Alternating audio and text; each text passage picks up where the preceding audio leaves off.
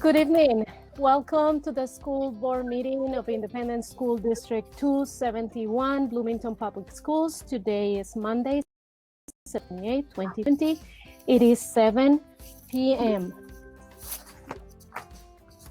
The school board meeting tonight is being conducted remotely via Hangouts Meet. It is being live streamed by BCTV and will be replayed per the usual BCTV replay schedule. Okay, let's go on to roll call. I have several papers by me today. Okay, so let's take attendance for board members. All those who are present indicate so. Director Bibi. Here. Director Bennett. Here. Director Olson. Here. Director Sorum. Here. Director Starks. Here. Director Steiga. Here. And Director Corman is here, so all board members are present. I would like to move approval of the agenda. Is there a second? Second. Okay, so second by Director Bibi. All those in favor of approving this agenda tonight, please indicate it.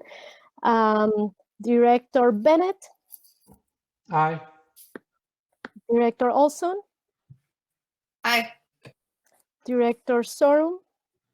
Aye. Director Starks. Aye. Director Steiga. Aye. Director Bibi. Aye. And quorum agenda for tonight has been approved. Okay. Let's move on to recognition of a student, staff, public. And first we have introduction of student school board representatives 2020-2021. Joining us tonight are our two new student representatives to the school board. Welcome, Jumaganda and Tristan Pie. I will ask each of you to introduce yourselves and give us a little information about yourselves and why you wanted to be a student representative to the school board. Then I will start with Jumaganda. Awesome, thank you. First off, I want to say how thankful I am for this position. Coming after Shantae, I have some pretty big shoes to fill, but I'm up for the challenge. Once again, my name is Jumaganda and I'm a senior at Jefferson High School. I'm highly involved at Jefferson, being the co-president of Student Council, the president of Pathfinders. I'm in National Honor Society. I play girls tennis, dance captain of Connection, which is the varsity show choir. And I'm also the CEO of my own photography business. This year, my mission as a student rep is to promote unity amongst Bloomington, especially with this upcoming election year. I'm excited for the uncomfortable conversations, but even though we're going through struggles, I'm excited to stand in solidarity with everyone and get through it together. Thank you for this opportunity. Thank you, Juma, and welcome. We're excited to have you. A clap for you. And then Tristan Pie. Hi, my name is Tristan. I'm a senior at Kennedy High School, and I'm also the vice president of our student government back at Kennedy. And I'm involved with a lot such as NHS, Green Club, Minds Matter, Youth for Youth, track and field. And the thing I love about being in part of all of these is the unity and the feeling of community and how everyone is sharing like a common goal to work together. I love that feeling of unity and being with other people. Yeah, and sorry, my brother. But all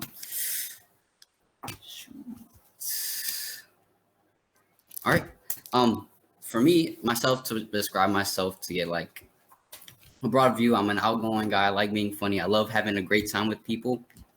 And being in these positions, I'm allowed to do that while not only like having a voice, having an image to people. And I love having that opportunity. And I'm so thankful to all my peers that have given me this opportunity and everybody in the school board meeting that has given me this chance. Thank you very much. Yeah, thank you. Welcome, Tristan. Welcome, both of you. We're really excited to have you join us at the board table. So now the board screen.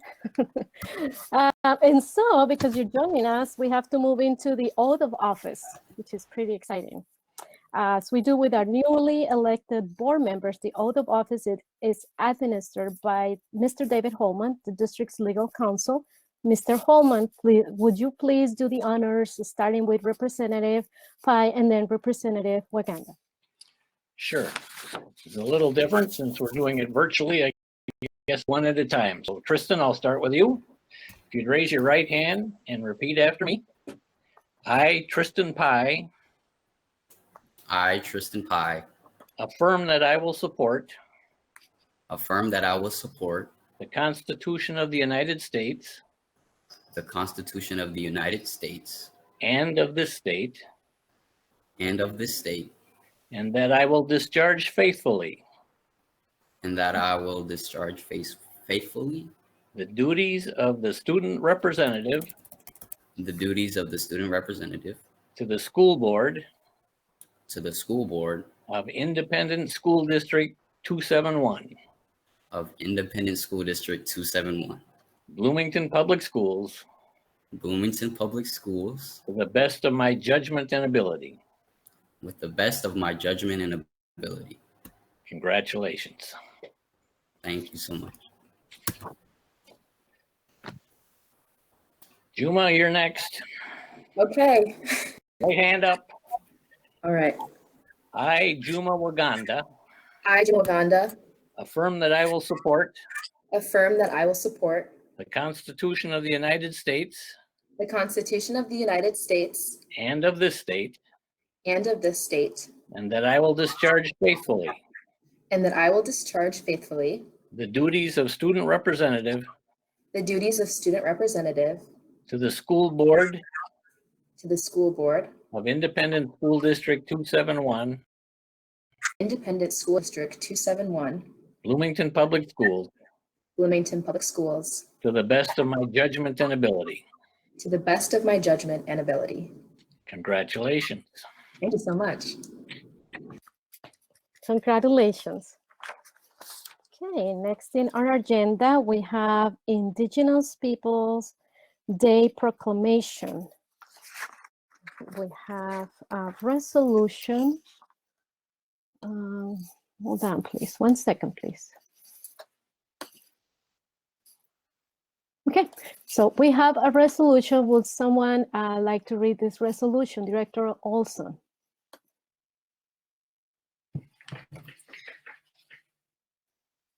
Be it resolved that the School Board of Independent School District 271 approves the attached proclamation declaring Monday, October 12th, 2020 as Indigenous Peoples' Day in the Bloomington Public Schools. Is there a second? Second, Steigoff. Okay, it was moved by Director Olson and second by Director Steiger. And what I do is I will call for the vote now, and then I will read the resolution. You have previously read this resolution. So all those in favor of approving this resolution for Indigenous Peoples' Day, please say aye. Director Beebe, Aye. Director Bennett, Aye. Director Olson, Aye. Sorum, Aye. Director Starks, Aye. Director Steigaff, Aye. and Corman, aye. So it has been approved. So now I'm gonna read the resolution, the proclamation. Indigenous Peoples' Day, October 12, 2020. Whereas the land now known as the state of Minnesota has been home to the indigenous peoples since time immemorial, and without whom the building of this state would not have been possible. And whereas indigenous peoples have made essential contributions to the landscape of Minnesota, including traditional knowledge, experience, labor, technology, science, philosophy, industry, arts, as well as their cultural belief system that stipulates indigenous peoples as protectors and stewards of our natural environment for the benefit of all.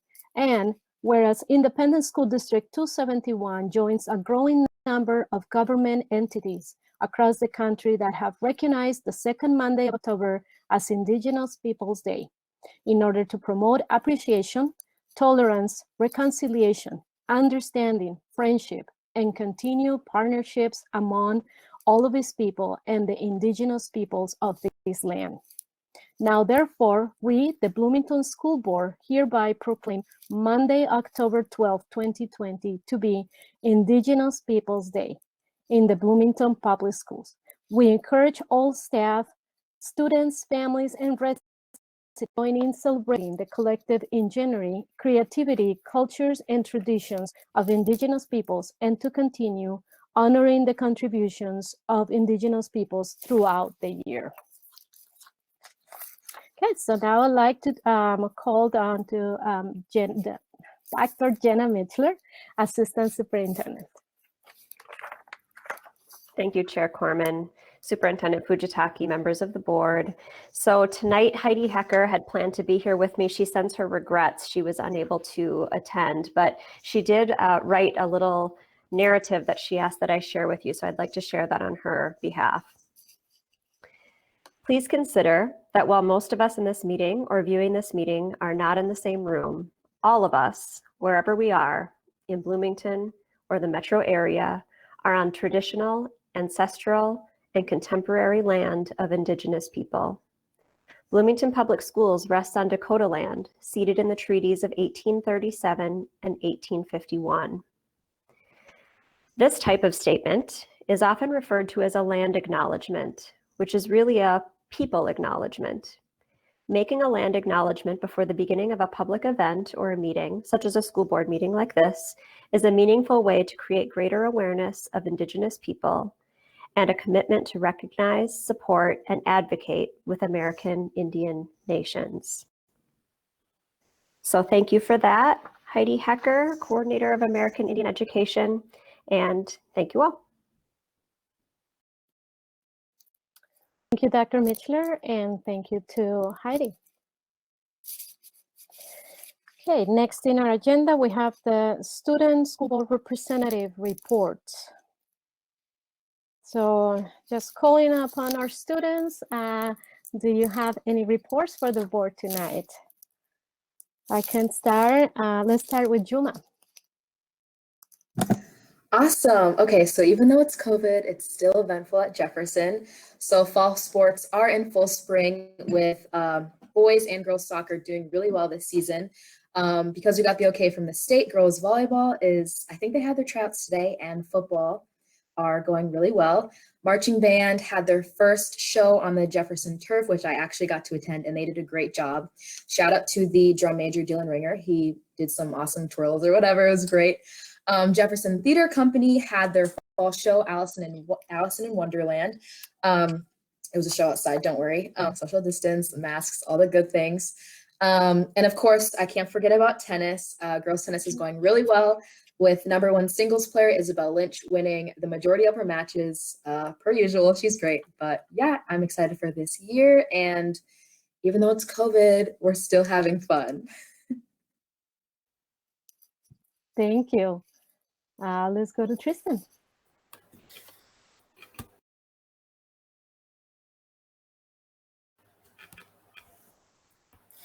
Yeah, so much is the same at Kennedy as well. With COVID and everything, we are still trying to adapt, figure out how we can have events with students and to have interactions in order to feel like to have that same college experience high school experience as you have with a regular year. So as far as sports are going along, it's the same. Football team is going well. They've been practicing hard. It's an exciting year being in a senior with a bunch of my senior friends being on that football team. I'm excited to root for them this year. Soccer players, they've been going at it pretty early this season. I know our girls team is working really hard, although they aren't achieving the results they want. I know that they're working really hard. Cross country, our girls team has been really good as well. Tennis is going very well. And as far as with our student government, we are trying to plan events for our seniors right now. We just got our t-shirt designs done, so we're looking for a decoration day with those t-shirts.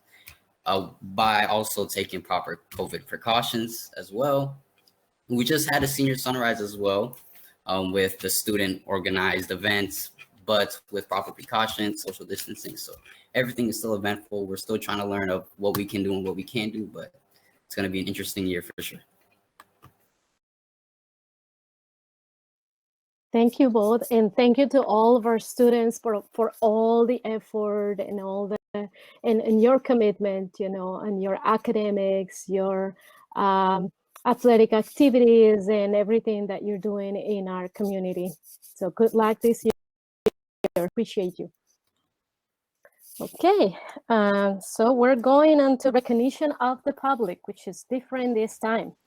So in the interest of open communications, we have initiated a new process to provide an opportunity for Bloomington residents, district staff, students, and parents to submit a comment to the school board during recognition of the public at regularly scheduled school board meetings. As announced at the September 14th school board meeting on the school board page of the district's website, there is a link for Bloomington residents, district staff, students, and parents to submit a comment to the school board. Submitted comments might be read during the recognition of the public portion of the meeting, providing that the comments is not related to topics on tonight's agenda and guidelines outlined on the comment form have been followed. We will allow up to 15 minutes to listen to public comment that has been submitted prior to the meeting. If the board receives comments that exceed the 15 minutes, those comments not read during the meeting will be shared with the school board. Should there be no comments or only a few that take less than the allotted 15 minutes, the meeting will proceed. A reminder that the school board listens to public comment and does not respond during the meeting. Typically, matters are referred to administration. So, Mr. Kaufman, do we have any public comments for tonight? Madam Chair, members of the school board, Superintendent Fujitaki, we have actually 26 submissions, but only 3 pertain to items that are not on tonight's agenda. So we do want to remind the public that we appreciate the submissions. All of the submissions will receive a response from the school district with respect to their questions, and all board members will receive a copy or do have access to all of the submissions that came in for tonight.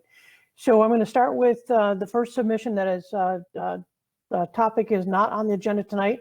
It comes to us from Alyssa Voorhees with an address of 36 Lilac Lane, Farmington. And Alyssa has 2 questions really, is how many substitutes are available in the district, and should a teacher need one, and how will the teacher illness be handled? The next submission this evening comes from Brian Jarabek, address of 7528 West 11th Street, Bloomington. And Brian writes, thank you for the detailed contact tracing plan to keep our children, teachers, and families safe.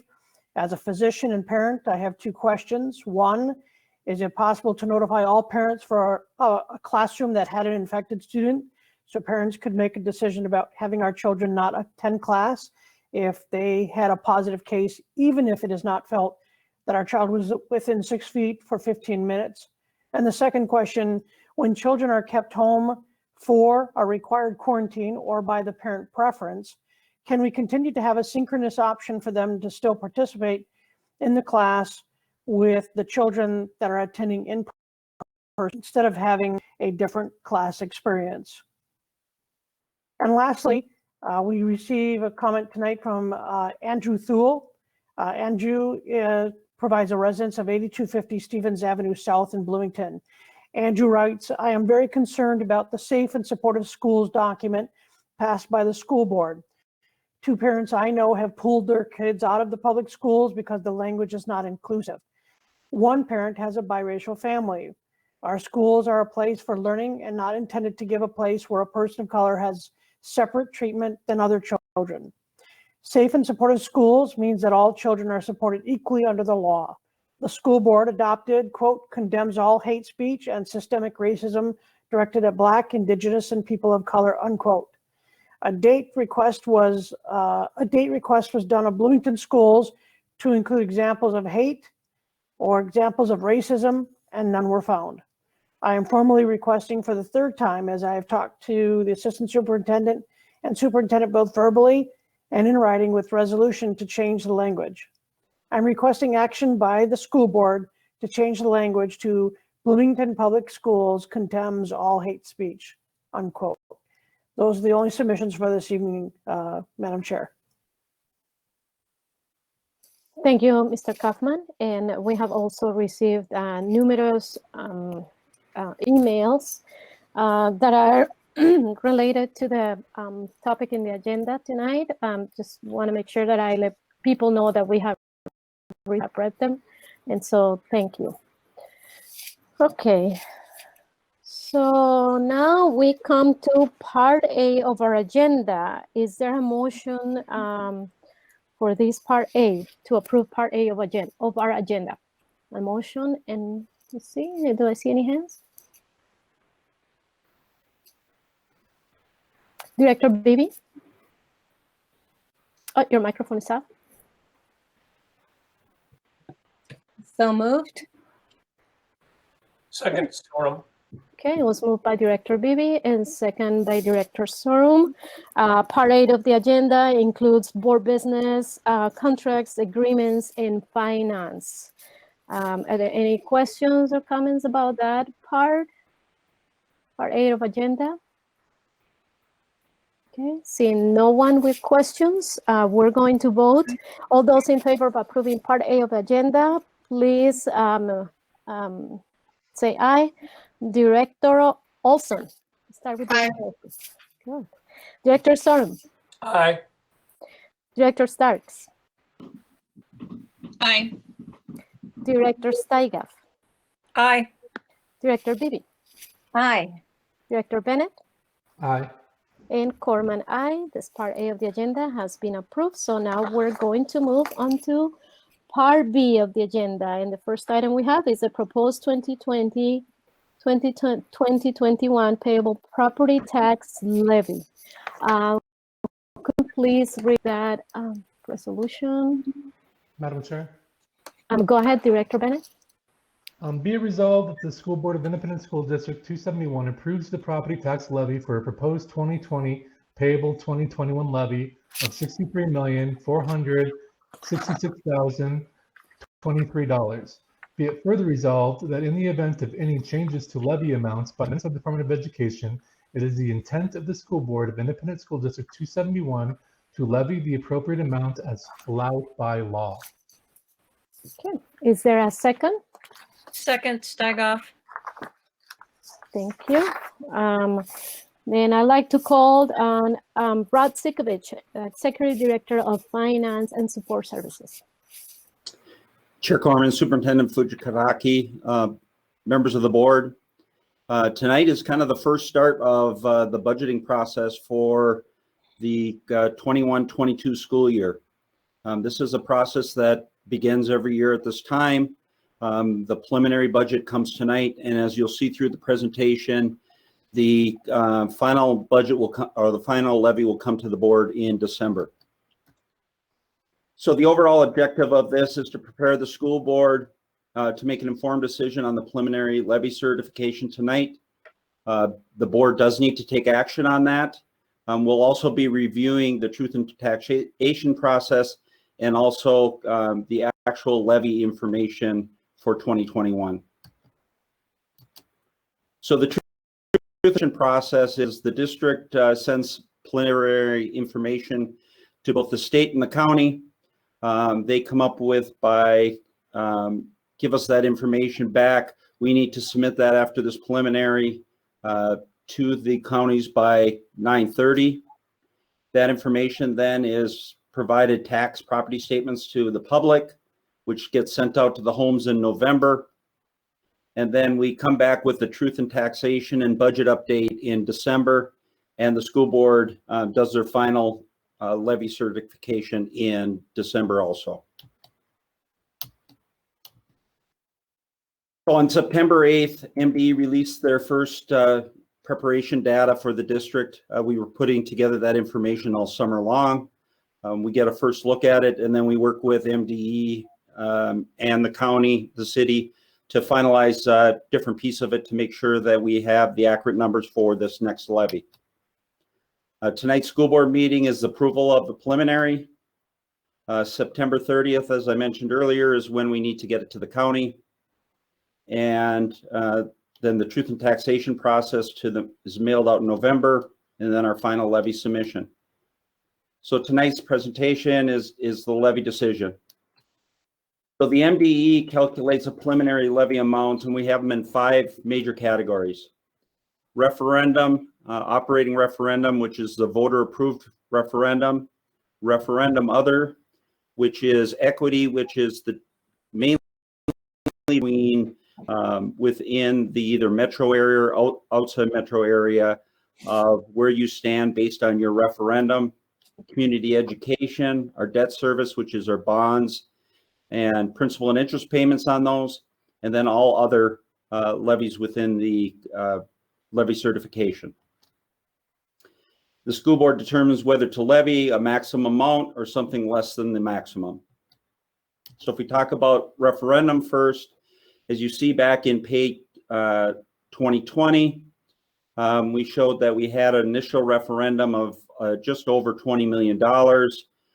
They had prior year adjustments, and since we're doing these processes a year and a half ahead of time, a lot of the adjustments need to be done for enrollment and other changes, inflationary factors and the rest. So what it's showing is that there was an additional last year of $342,000 of adjustments, ended up at $20,441,000 in levy for referendum last year. This year, because of reduction in our enrollment, the base is down to 19, just under 20. As you can see, the adjustments this year that were actually, we received more levy in the past.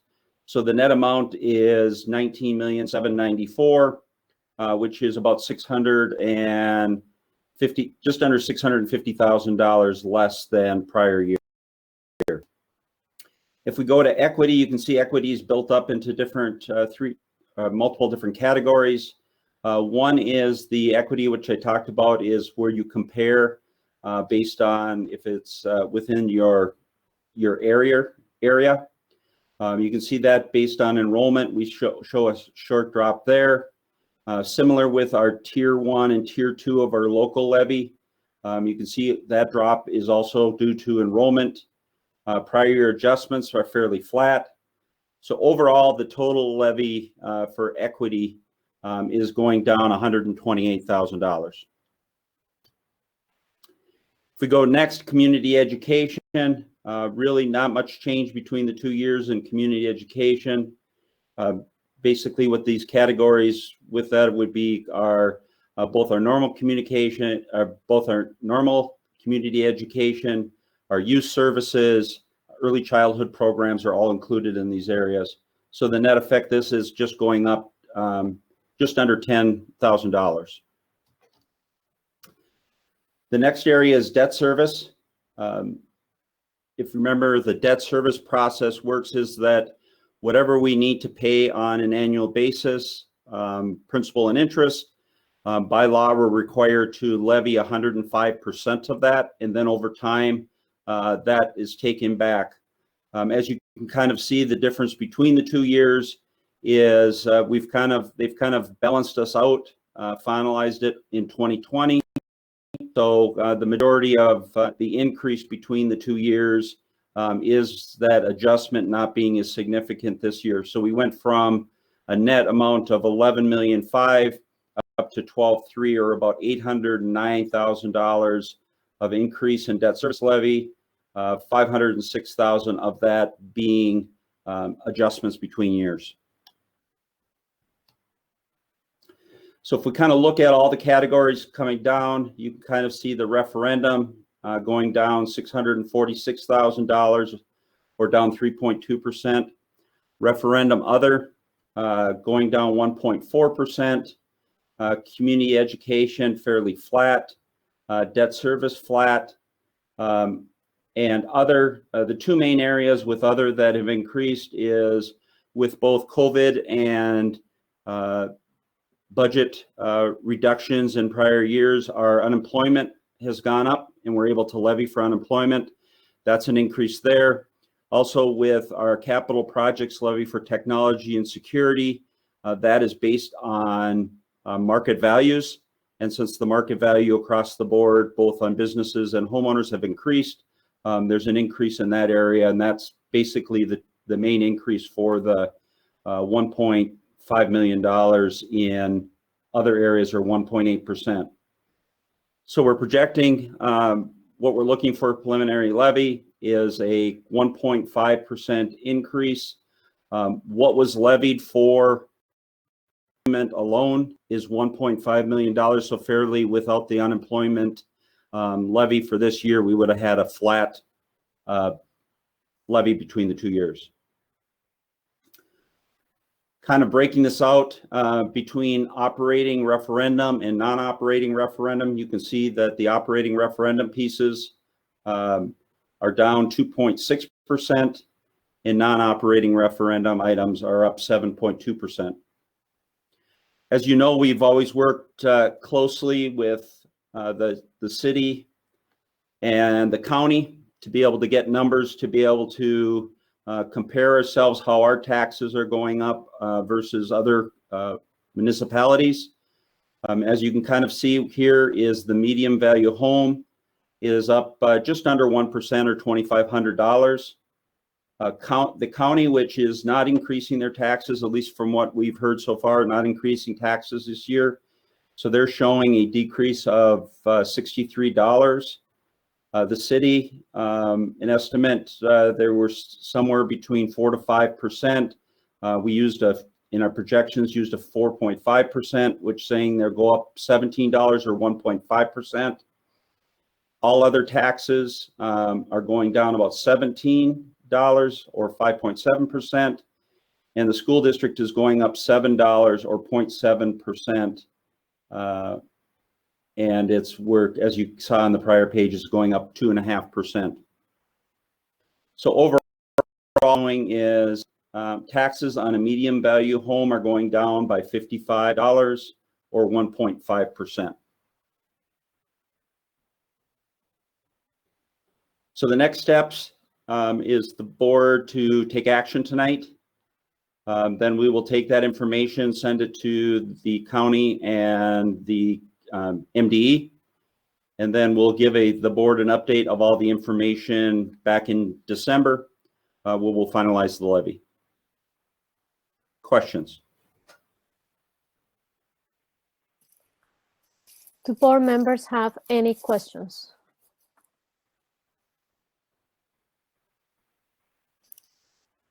I can only see a few of you, so if you have any questions, and I think as we have the presentation up, then I'm not able to see everyone. Thank you, Mr. Sitkovich. Now I see the hands. Okay, Director Sorum. Rod, are all of those percentages for the levies finalized now? For each of the school, the city, the county? No, that is just what we've heard from as estimates at this point in time. Okay, thank you. Director Beebe. What was the enrollment number that our funds were based upon? The enrollment that we used for this year was 10-2, I believe, and it gets difficult because we're looking at October 1 information that the board usually gets versus what we use for end of year numbers and levy. So what it is showing it's about 200, and I think it's about 250 students lower than the prior year levy. Okay, thank you. Any other questions?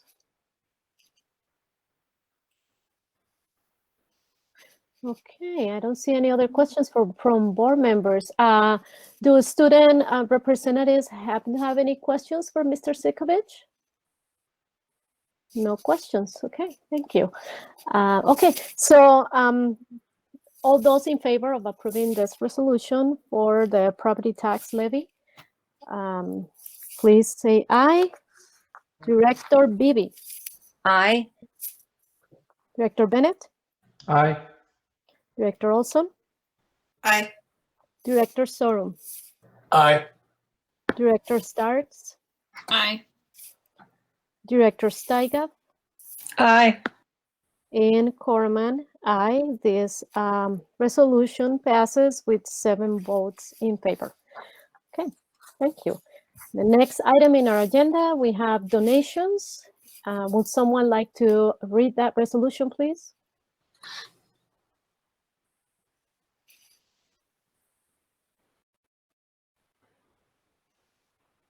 Director Beebe. Be it resolved that the School Board of Independent School District 271 accepts donations as indicated in the background in the amount of $13,000. Historically black college called Delaware State. Watch. HBCUs. I got started out of an HBCU, Delaware State. Please Not sure who is. remember to turn your microphones off, everyone, except for Director Beebe. Okay. Donations as indicated in the background in the amount of $13,496.37. Okay, is there a second?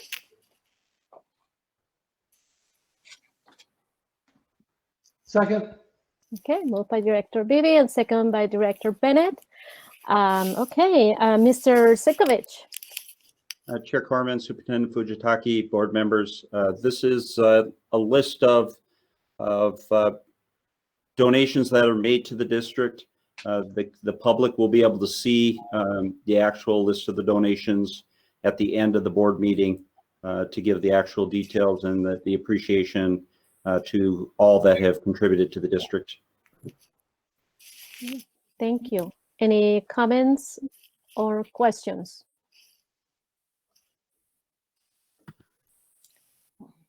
I don't think I see any. Okay, well, thank you for those who have donated. We appreciate those. Okay, so all those in favor of approving this resolution for donations, please say aye. Director Starks. Aye. Director Steiger. Down the road here because it is pouring here. Director Sorum. Here. Okay, Director Beebe. Aye. Director Sorum was an aye. I could hear the aye. Director Olson. Aye. Director Bennett. Aye. And Corman, aye. So this resolution passes. Thank you. Okay, the next item in our agenda is the Return to Learn update recommendation. And I'd like to call on Superintendent Les Fujitaki to start this presentation. Superintendent. Thank you, Chair Corman. Good evening, school board members. I'll lead off by taking this opportunity to recognize and thank our school board, our staff, our parents, and our entire school community for all their efforts to help and serve our students and families during these very troubling times. And a special thank you to our teachers for their exemplary work in preparing and delivering excellent instruction and services for our students.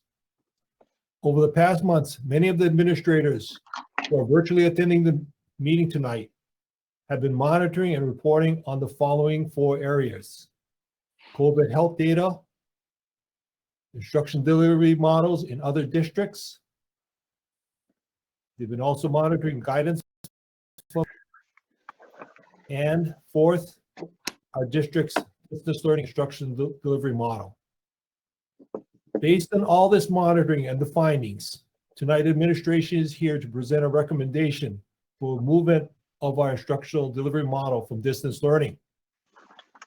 As with our previous presentations, please hold your questions till the end of all the presentations. Dr. Mitchler, Jenna Mitchler, our assistant superintendent, will lead with the first presentation. Dr. Mitchler, please. Thank you, Superintendent Fujitaki. So yes, so I'll be working through a couple of slides here that talk about our process over these last couple of weeks, and then I'll be moving into talking a little bit about the hybrid model, and I'll be sharing the slides with and the presentation with Andy Kubis, Executive Director of Learning and Teaching, and Beth Flatmeyer, Director of Learning and Teaching at that point. So the objective of these first couple of slides and into that second section is to provide information regarding decision-making tools that might be helpful to the board and to provide an update on the hybrid model. So this is an image that I think the board and community have seen before. It's something we showed at our community engagement events, and you'll see it's a dial. And so, you know, of course, we've started the school year in the distance learning 2.0 model. Some of our students were in the Bloomington online school. And what we're talking about tonight is what it might look like if we were to turn that dial up, right? And start to move that dial towards the hybrid model. And that's again, what we'll be looking at here in the next couple of slides.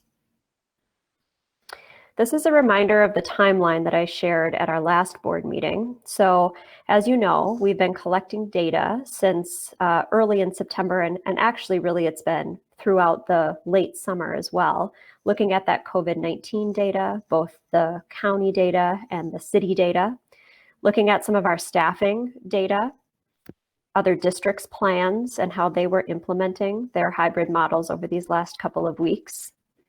And then talking to our families and hearing what families' preferences were with regard to if they wanted to send their students back in a distance learning model or if they'd like to move to a hybrid model with their student. At our last board meeting, which was on September 14th, I shared this timeline with you and the process that we were taking up at that point. And I'll talk a little bit more about that in the next couple of slides. Then, of course, over the following 2 weeks since that meeting, we've been taking a look at the data that we've collected to determine our level of readiness to shift models. And what we've done is developed a set of tools that I think the board will find useful in contemplating that shift. So that leads us to today, which is the 28th, where we'll be presenting that information to you. And then should the board decide to take action, next steps would be potential implementation. So of course, there's operational preparation that will need to take place, staff accommodation, work that will need to continue to take place, filling vacancies as they arise, preparing staff, time to staff to prepare, and other things.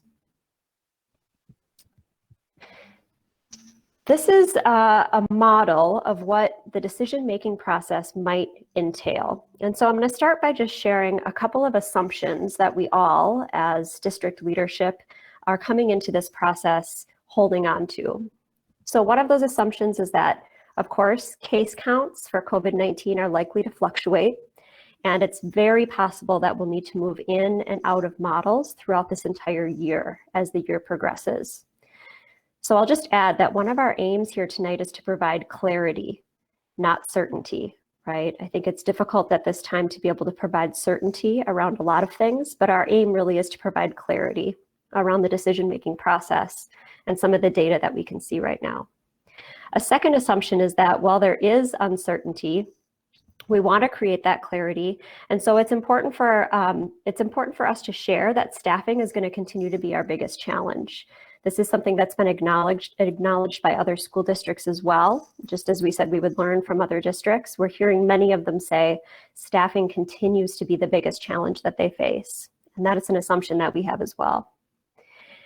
And then the last assumption I'll share with you is that shifts to less restrictive models of learning, so example would be from distance learning to a hybrid model, such that we're going to be talking about tonight, take more time and preparation than shifts to less restrictive models. So for example, shifting from distance learning to hybrid is going to take a lot more preparation and simply time than it would to shift the other direction from hybrid to distance learning.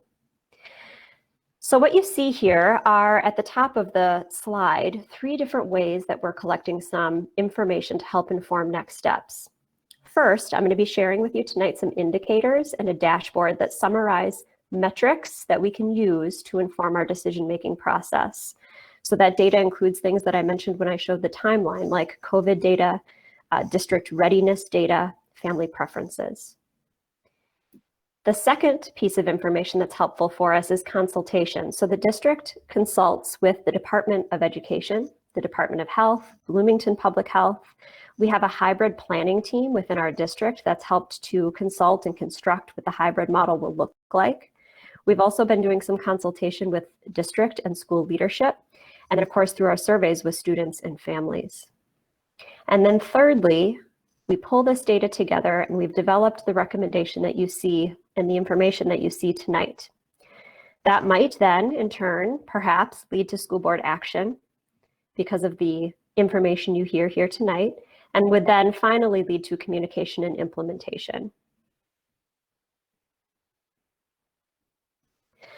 So I'm going to move into talking a little bit about some of the decision-making tools that we've developed that hopefully will help inform the board and our viewing public tonight as we talk about potential next steps. This is a slide that talks about one of those tools. So tools is something we're calling the Model Movement Matrix. This is a very large document that includes metrics that help us know our indicators for readiness in 5 key areas. So those key areas are physical health and safety, high quality learning, school and district operations, supporting all learners, and social and emotional learning and mental health supports. We're not going to show you the entire matrix tonight, but I will be verbally sharing with you the metrics and the indicators so that you have an idea of where we are with our data tonight and where we would stand if we were to look at our readiness to shift to a new model. The second tool that I'll share is really very similar to the matrix, and really what it is just a summary or a condensed version of the matrix, and we're calling it a dashboard. So as you can see here, it provides an overview of the district's level of readiness to shift to a less restrictive learning model. And again, I'm going to go over this dashboard with you in just a little bit and talk through those metrics. When you look at the next slide, you're going to see 3 different symbols associated with each of our different categories. So the first would be this green check mark. That means we're on track. We think we can get there. Planning is in progress. The yellow triangle represents that we need some intervention. So we've been doing the planning, we've been working through the processes, but there are some things yet that are still shifting and moving, and in some cases, we need to intervene in order to try to get ourselves ready if we are to do that. And then the red circle is representing layers to delay, or that we're simply not quite ready yet with that particular category. So let's move on to the next slide, and I'll give you an idea of what this dashboard looks like. So this is the dashboard. You can see the 5 different categories, and they're labeled. So the physical health and safety, high quality learning, school and district operations, supporting all learners, and then that SEL and mental health supports. Then you can also see there are 3 columns that list the different levels of learning. So early learning services and K through 5 programming, middle school, and high school. So what I'd like to do is just go through each of these columns and share with you some of the data so that you have an idea of how we arrived at the indicators that you see. So I'm going to start with the physical health and safety, that first category. A couple of data points. Communication regarding routines, including health and safety routines, has been shared. Buildings are ready for hybrid learning with the following safety protocols. PPE and sanitizer and cleaning materials are available in all of our buildings. Students can be socially distanced per our guidelines at all elementary buildings, all middle school buildings, and for the most part, the high schools, although there are some areas, where we're still working out distancing at the high school level. Public spaces and public use policies are in place. Air filtration systems have been delivered and distributed to the classrooms. 100% of our staff have access to the COVID preparedness document, which outlines guidelines for health and safety, and communication regarding calls in case of illness have been shared with staff and community. And of course, those continue to develop as we hear from the Department of Health, but we are sharing updates as well as those come to us. So that's why you see the green check mark for both ELS, K-5, and middle school. As I mentioned, at the high school level, there are just some spaces where we're not able to do that social distancing quite yet. So that's why they still have that yellow triangle. Next, I'll move into the category of physical health and safety for COVID-19 data. You see we have 3 green check marks here. This is because county data suggests that we're ready for a less restrictive learning model at both elementary and secondary. And also the local and city data suggests that we're ready for a less restrictive learning model at both the elementary and secondary levels. We'll move on to high quality learning under staffing coverage. This is, as I said, one of our most complex metric areas, and we anticipate will continue to be an ongoing challenge as we move into a possible shift to a less restrictive learning model. So with early learning services in K-5, you see there's a yellow triangle there. Some of the data that we're looking at are how many licensed staff vacancies do we have at that level? In this case, we only have one vacancy that remains unfilled at the elementary level. We anticipate if there's action tonight to move to a hybrid model, this could definitely change. We also want to make sure that if it does change, we have folks who are available to step in as long call reserves if that's necessary. At the elementary level, we currently have 54 applicants available to step in for a long call reserve position if coverage is needed. So you see the yellow triangle because we anticipate some shifts in this area, of course, depending on board action tonight, but we do feel like we have some reserve teachers ready and who have applied to the LCR, the long call reserve position. At the secondary level, you see the red circle with the line through it at both middle school and high school. This is because we have one licensed vacancy currently at secondary, but 0 applicants for long call reserve positions. These positions, of course, are harder to post for and fill because they require a very specific license usually. So where at elementary, we can post for a long call reserve position, just a general position for elementary. At secondary, it's much more challenging because we need to know exactly what licensure area is needed. So that's why there is the red circle there, is it may take us longer to get the information that we need. I'll also share a little bit about the paraprofessional pool. So we have currently 25 applicants for paraprofessional coverage should a paraprofessional decide to take leave. At the end of the day today, we had 7 paraprofessionals expressing interest in taking a leave should we shift to a learning model should we shift to the hybrid learning model at the elementary level. And we've seen estimates that upwards of about 15% may request a leave. Each department is developing a plan for staff coverage if staff working with students in person are out due to illness or not. These plans are still in progress. I'll move next to high quality learning program. And so again, you see a yellow triangle here at early learning services through K-5, and then 2 red circles for middle school and high school. Right now, the metrics in this area are that, first of all, days have been provided to staff to prepare to transition to a new model. Of course, we haven't provided staff those days to prepare to transition to a new model because we haven't had action from the board. So at this time, that's why you see the yellow triangle at early learning services in K-5, and part of why you see the red circles at the other 2 levels. The second metric in this area is that schedules need to be created based on family preferences. At the elementary level, this of course is a challenge, but we've collected that family preference information, and so we're on our way to getting there. Again, why you see the yellow triangle. At the middle and high school level, this is much more challenging because the staffing certainly has a strong relationship to what scheduling will look like. So at the secondary level, the scheduling is much more of a challenge, which is why you see the red circles there. I'll move into the next category, which is school and district operations. So under transportation and meal services, you see all 3 green check marks. 100% of general education transportation plans that utilize Bloomington Public Schools and contracted transportation are ready to be communicated to families. Not all homeless and highly mobile and special education transportation plans are ready at this time, but planning and preparation in progress. Food Services has a plan to serve hot meals to students in school and distribute meals to students at the end of the day for their distance learning days, including weekends, while authorized by the USDA. 3-week menu rotations have been set up for food items, and food items have been stocked, and food services is staffed and ready to implement a different learning model.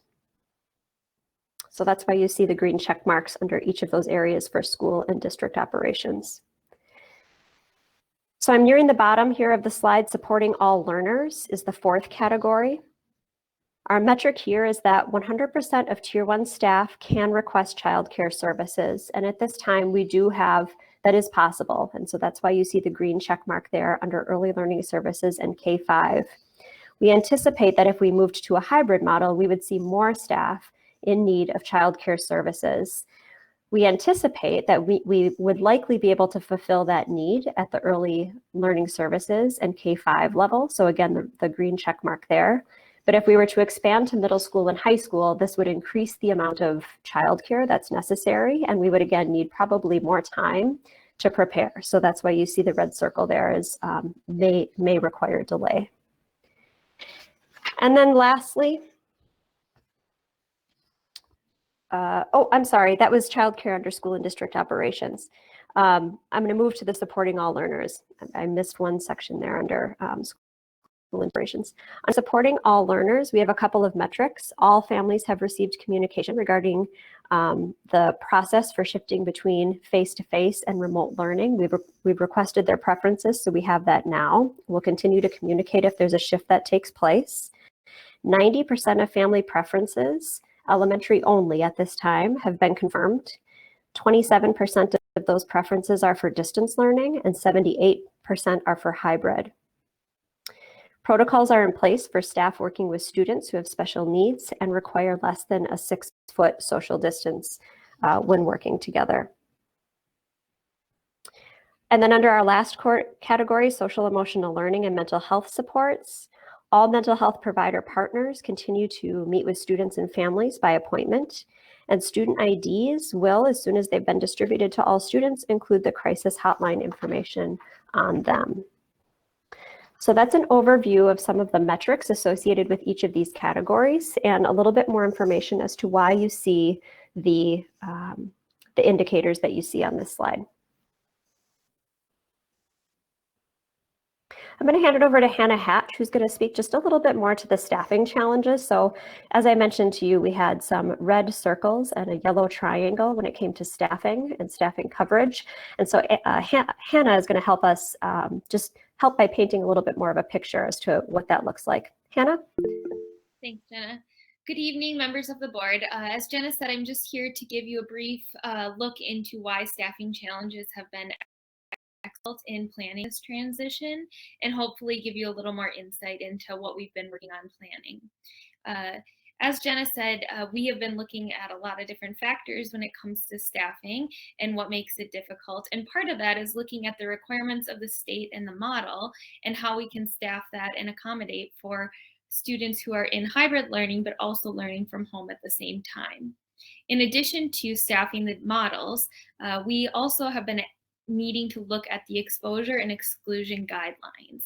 So as you are familiar with, the Minnesota Department of Health released a decision tree for excluding staff and students at schools.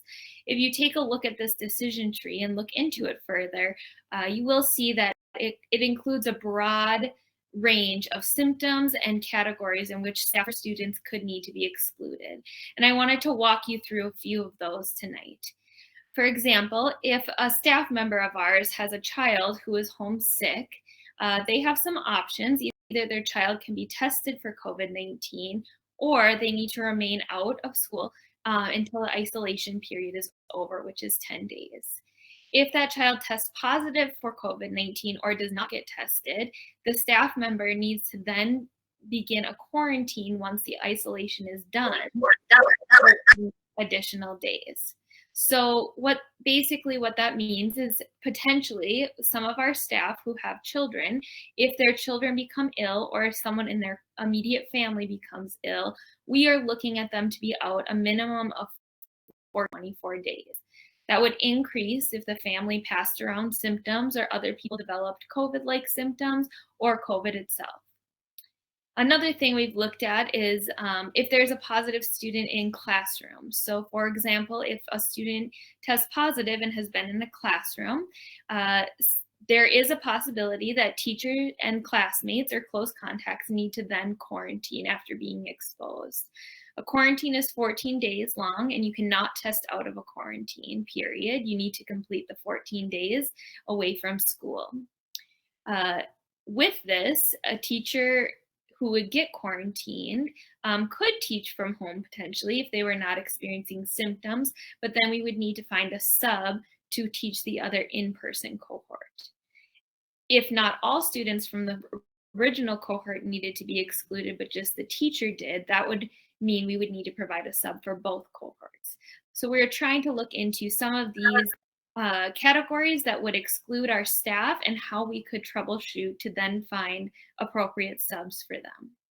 When we look at this exclusion criteria, we also are not only looking at teachers, we are also looking at other staffing in a building that is required to keep it running. For example, there are smaller staffing categories such as health services, transportation, custodial, food service that would be required to keep a building running. And if multiple staff members needed to go out on quarantine, exposure, or experiencing symptoms, that would create a staffing issue for us.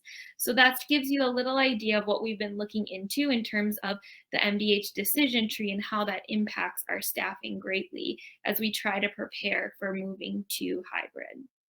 In addition to thinking about the exclusion criteria, we also are trying to work with staff to honor accommodations and leaves that may be requested in departments. As Jenna mentioned, we've been working to find substitutes and long call reserves, but we do have a lack of substitutes and long call reserves in several areas. In addition to that, as Jenna mentioned, our secondary staffing models will pose a greater challenge than elementary due to licensure and the switching of classes throughout the day. So this just gives you a brief insight into all the things we've needed to consider when looking at staffing and not just staffing the model itself. I will now hand it over to Andy Kubis and Beth Flotmeyer.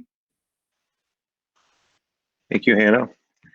Chair Corman, Superintendent Fujitaki, school board members, as Hannah mentioned, I'm here with Beth Flotmeyer and others just to talk about the hybrid learning model. And again, Dr. Mitchell talked about some assumptions. So looking at the data that's in, we'll be talking about the hybrid model at the elementary level. Really, what I'm about to present with Beth is really, it's a refresher course from what you saw earlier in the summer. And so the school board voted to pass the hybrid model in mid-August. The premise of the model remains the same. There are some changes around the edges, but wanted to take this opportunity to refresh the public's minds about what the hybrid model offered. And again, it was presented earlier in the summer. A couple of things to think about, just as a reminder, and then to ground you, the process that's worked. And so as we moved into distance learning, we kept meeting with the groups, our distance learning group and a hybrid group. That committee of administrators and teachers did get back together to start looking at the model, to look at how things have been happening. And there was a lot of learning that happened between those two groups as they rebanded, if you will, to start talking about what the future might hold. Also, as Dr. Mitchell mentioned and the superintendent mentioned, that we've been monitoring what's happening in other school districts who started in hybrid. How did they do? What pitfalls did they run into? And then other school districts who started in distance learning and moving into the hybrid model. I think it's also very, very important to note that hybrid, there's no common currency for hybrid. It's an interpretive word. And so there's not one model that the state holds up and says, this is what hybrid is. School districts get to name what that is. And so I would even say, without naming other school districts, there are school districts who are close to us who are reporting that they're in the hybrid model, who some might interpret that they're really in perhaps distance learning with supports. And so hybrid is very, very interpretive. Sometimes we get the question about, what about school district X? Why can't you just do that? And so they're doing hybrid. And sometimes it's just in how they define what is. The piece that defines hybrid is, in any model for that matter, is the things that are happening in the variables in the school district, how big the school district is, how small the school district is, how big a school is, grade configuration. There are some schools across the metro where 9th grade is still middle school. And so lots of different variables, and it's very difficult to compare apples to apples at times. So again, I'm going to turn this over to Beth Flottmeyer for the next piece of the presentation.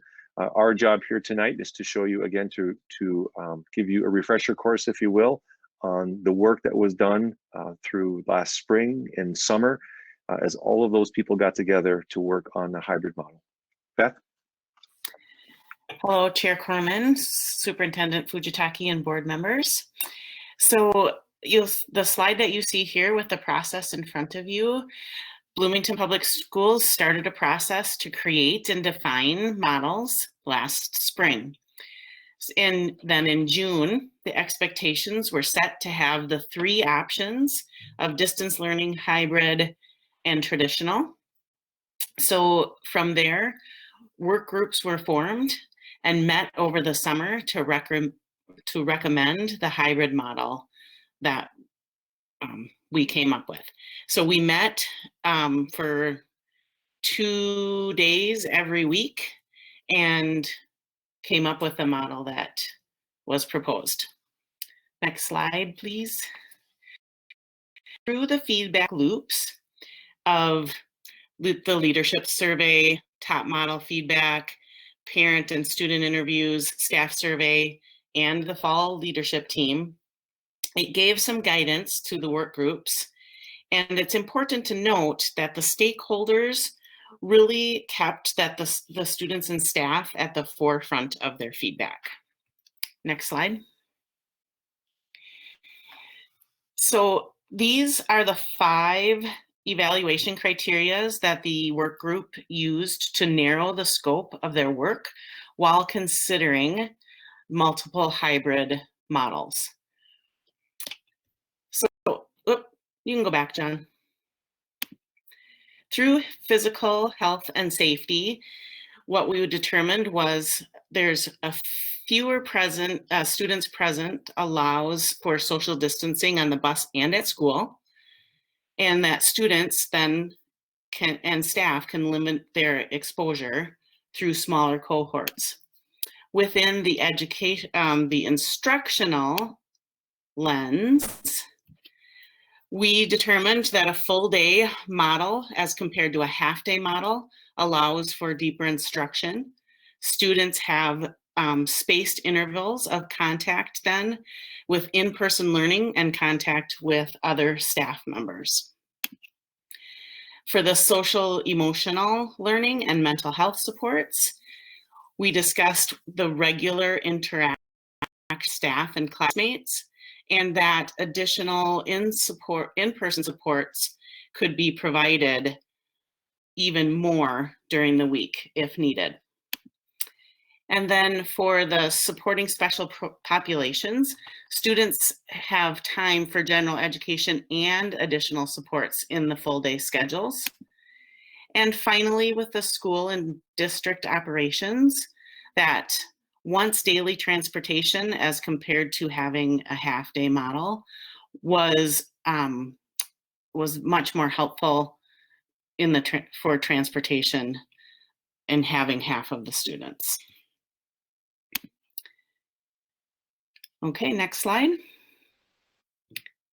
So while no model is really perfect, the team believes that the assigned days model is the most viable given its ability to address considerations within each of the 5 evaluation categories. So students would be assigned to at least 2 days in class during the week, and the balance of those days they will learn remotely. And finally, so this gives you a graphic of what that model would look like. So cohort A would come to school on Mondays and Thursdays, and cohort B would come to school on Tuesdays and Fridays. The opposite days that they're not in school would be remote learning. And then there's the option for those days per week for students, for some students that need it. And we know that Wednesdays would also need to look a little bit different with teachers teaching all day for 4 days and then needing to also create those asynchronous lessons for the remote days as well. So there's the model that was recommended at the end of the summer. Back to you, Mr. Kubis. Thank you, Beth. Next slide, please. So again,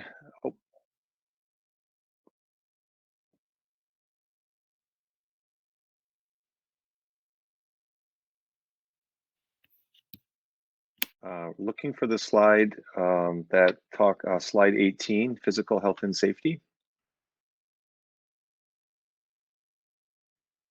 Thank you. So I just wanted to spend just a couple seconds on each slide, just again talking about what I know Beth Flottmeyer covered in her overview. I do want to say, Chair Corman, Superintendent Fujitaki, and school board members, that Beth Flottmeyer brings a unique perspective.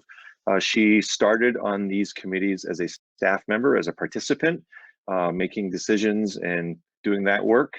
And then, as you know, near the end of the summer, moved into the Director of Curriculum Instruction and now facilitates this. So I think we've got a unique position here where we've got someone who has different perspectives.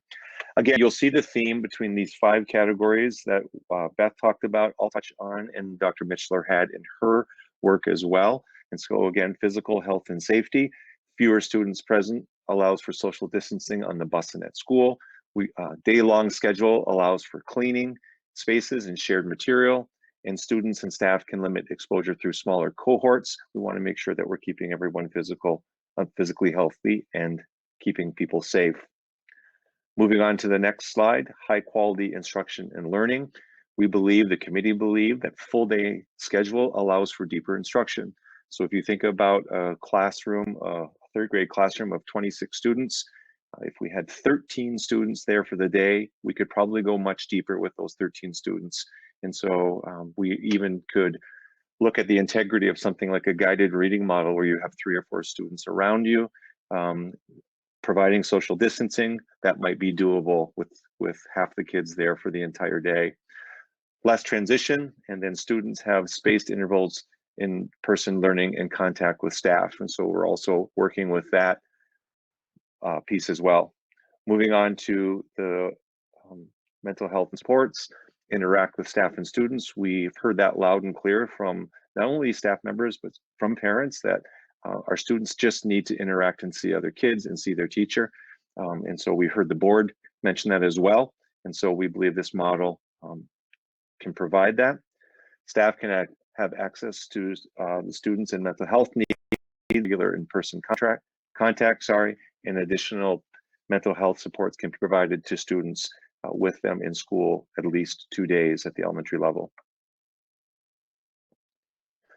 This is an important part for supporting all learners. Students have time for general education and additional supports in full day schedules. What we've heard from other school districts who went to the half-day model is that there just wasn't enough time for students who needed those extra supports to get all of their regular education in, as well as their supports, that the day was pulled apart, and it was really hard for them to get everything in the half day. And this allows for more time for that. And then lastly, school and district operation. Again, from our transportation standpoint, less students to transport each day, easier for cleaning and keeping distance. Cleaning spaces would just need to be cleaned once a day. Again, what we've heard from other school districts is that they are trying to clean in the middle of the day. That sometimes gets difficult. And then the potential for some staff to do remote learning while others remaining remote themselves. And so again, those 5 categories you'll see as the common theme through the presentation. So again, just to wrap up, moving in the elementary, looking at the data that was provided by Dr. Mitchler. If the decision is made to move into the hybrid, this would be the model where elementary students will be assigned to attend school physically at least 2 days per week, and the balance of the days students will learn remotely, with the understanding that we will have students coming in to get some needs met on different times. I'll turn it over to Dr. Mitchler again. Thank you, Executive Director Kubis and Director Flottmeyer. I am going to have us go back to the dashboard slide just briefly. So as you mentioned, Andy Kubis. This is data that we're looking at to help inform a potential shift to a different model.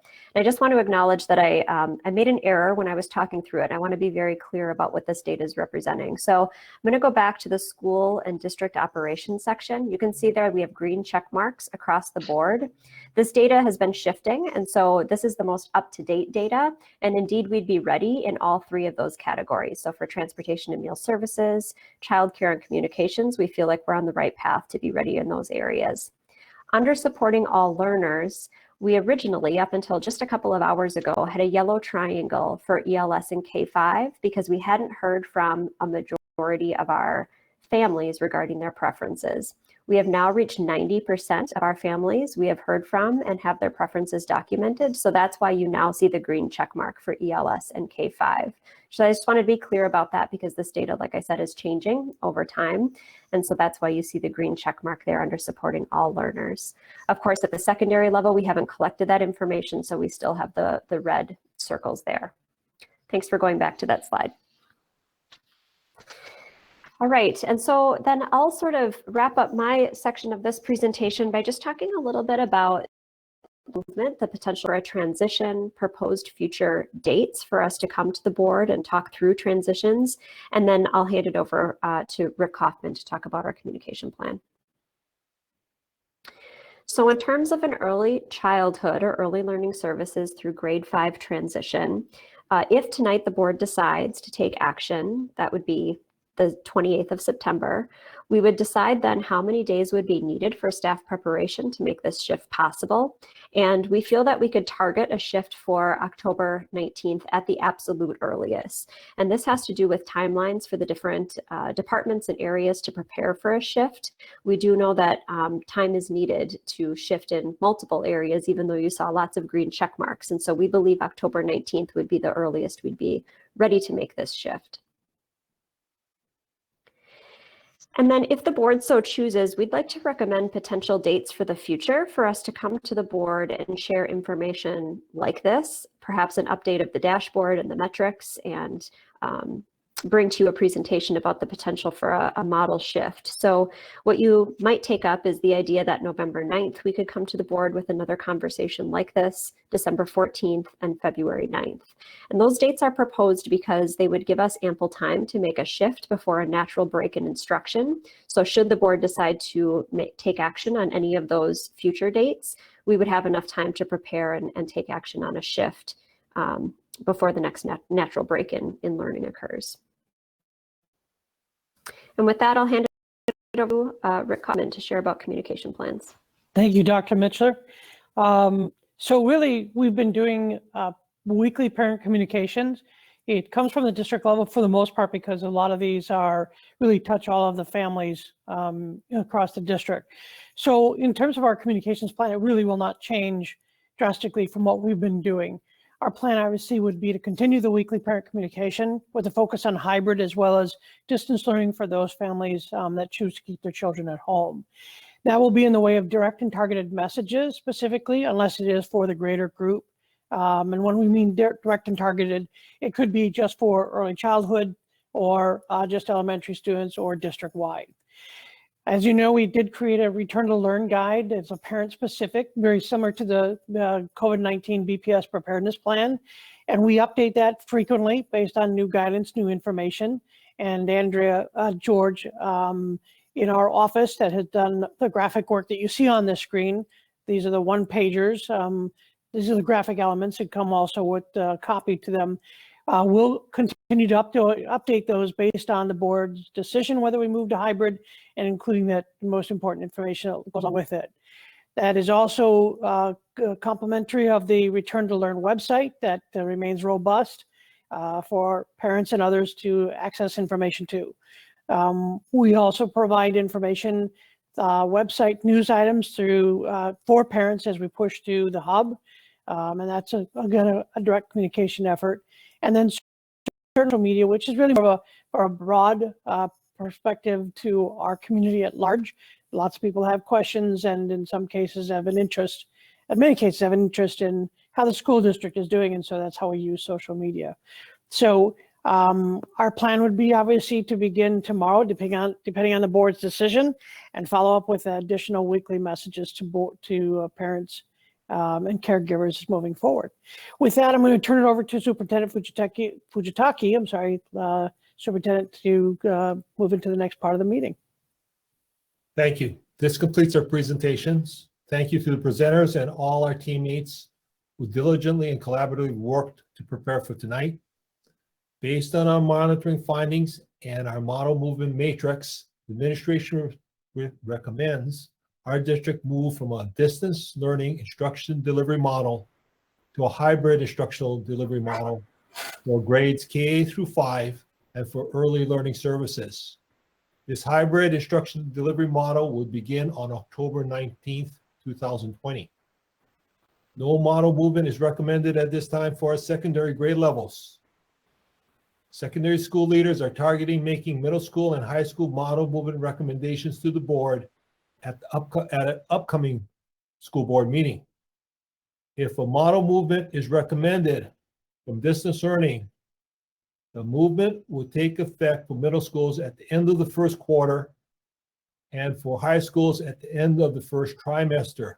Please note that middle schools operate their schedules on a quarter basis and our high schools on a trimester basis. You will hear after this agenda topic presentations from our secondary leaders on how our secondary schools are responding to requests for more in-person experiences for students during distance learning.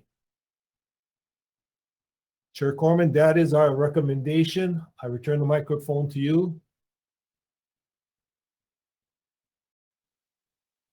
Thank you, Superintendent Fujitaki, and thank you to all the presenters for this, bringing this information and recommendation tonight. School board members had received numerous emails. I want to thank all of you, members of the community, the city and the school community, for sending your feedback and questions and concerns throughout the week, and we have read those, as I have mentioned before. And board members had also taken lots of time during this week to ask administration all different questions and get more information about your concerns and about this information tonight.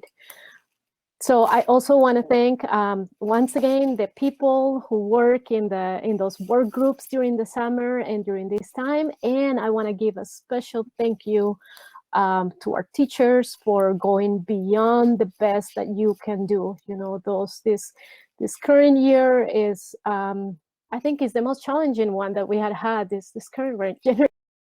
Education. So thank you for your hard work, for your dedication, for your patience, and thank you families also to you for the hard work that you have had to do during this time, and for your support, and thanks to our students for being so great.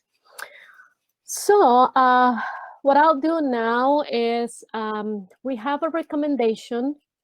We have a resolution, a proposed resolution here. So I would like to ask the school board if anybody would like to make a motion. And for your information, because of the presentation, I am not able to see everyone in my layout. So please feel free to type in the comments area. I'm guessing we might need to have one of the presentations later too, but anyway. Oh, thank you, Mr. Weiser. Okay, so is there a motion to, or somebody like to read this resolution? Director Sorum, I see your hand up. Thank you. Be it resolved that the school board of Independent School District 271 adopts the hybrid instruction delivery model for grades K through 5 and early learning services as recommended by the administration beginning October 19th, 2020. Is there a second?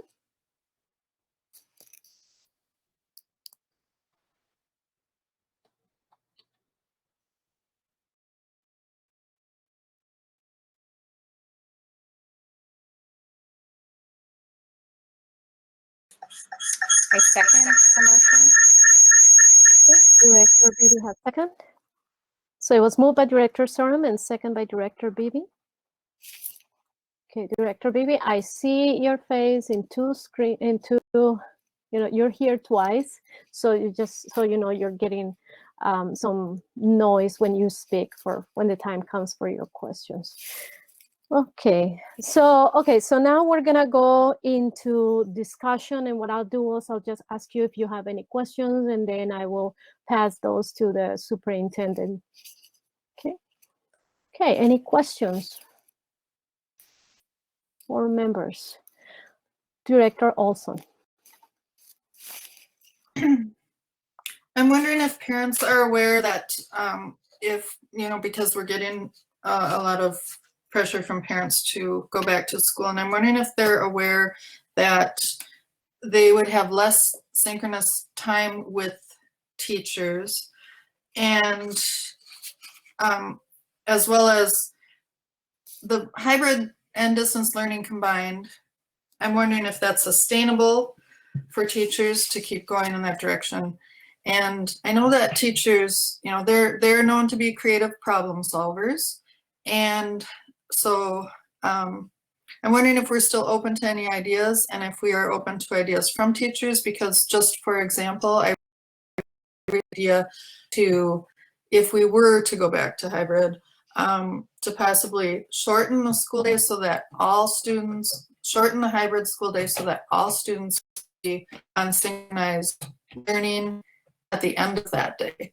So for example, if school ended an hour and a half earlier with hybrid, that possibly all students would be on synchronized learning at for the rest of the day, which would mean that they would not be cut short on synchronized learning. Now, I know you cannot answer that question right now because I just brought it up for the first time, and so I'm not expecting that, but what I would like to know is if we're still open to hearing ideas as to how to make this more sustainable, and as to how to keep students in, you know, not cutting back their synchronized learning, to keep them in the same amount of synchronized learning as, you know, if they're in distance learning or if they're in hybrid.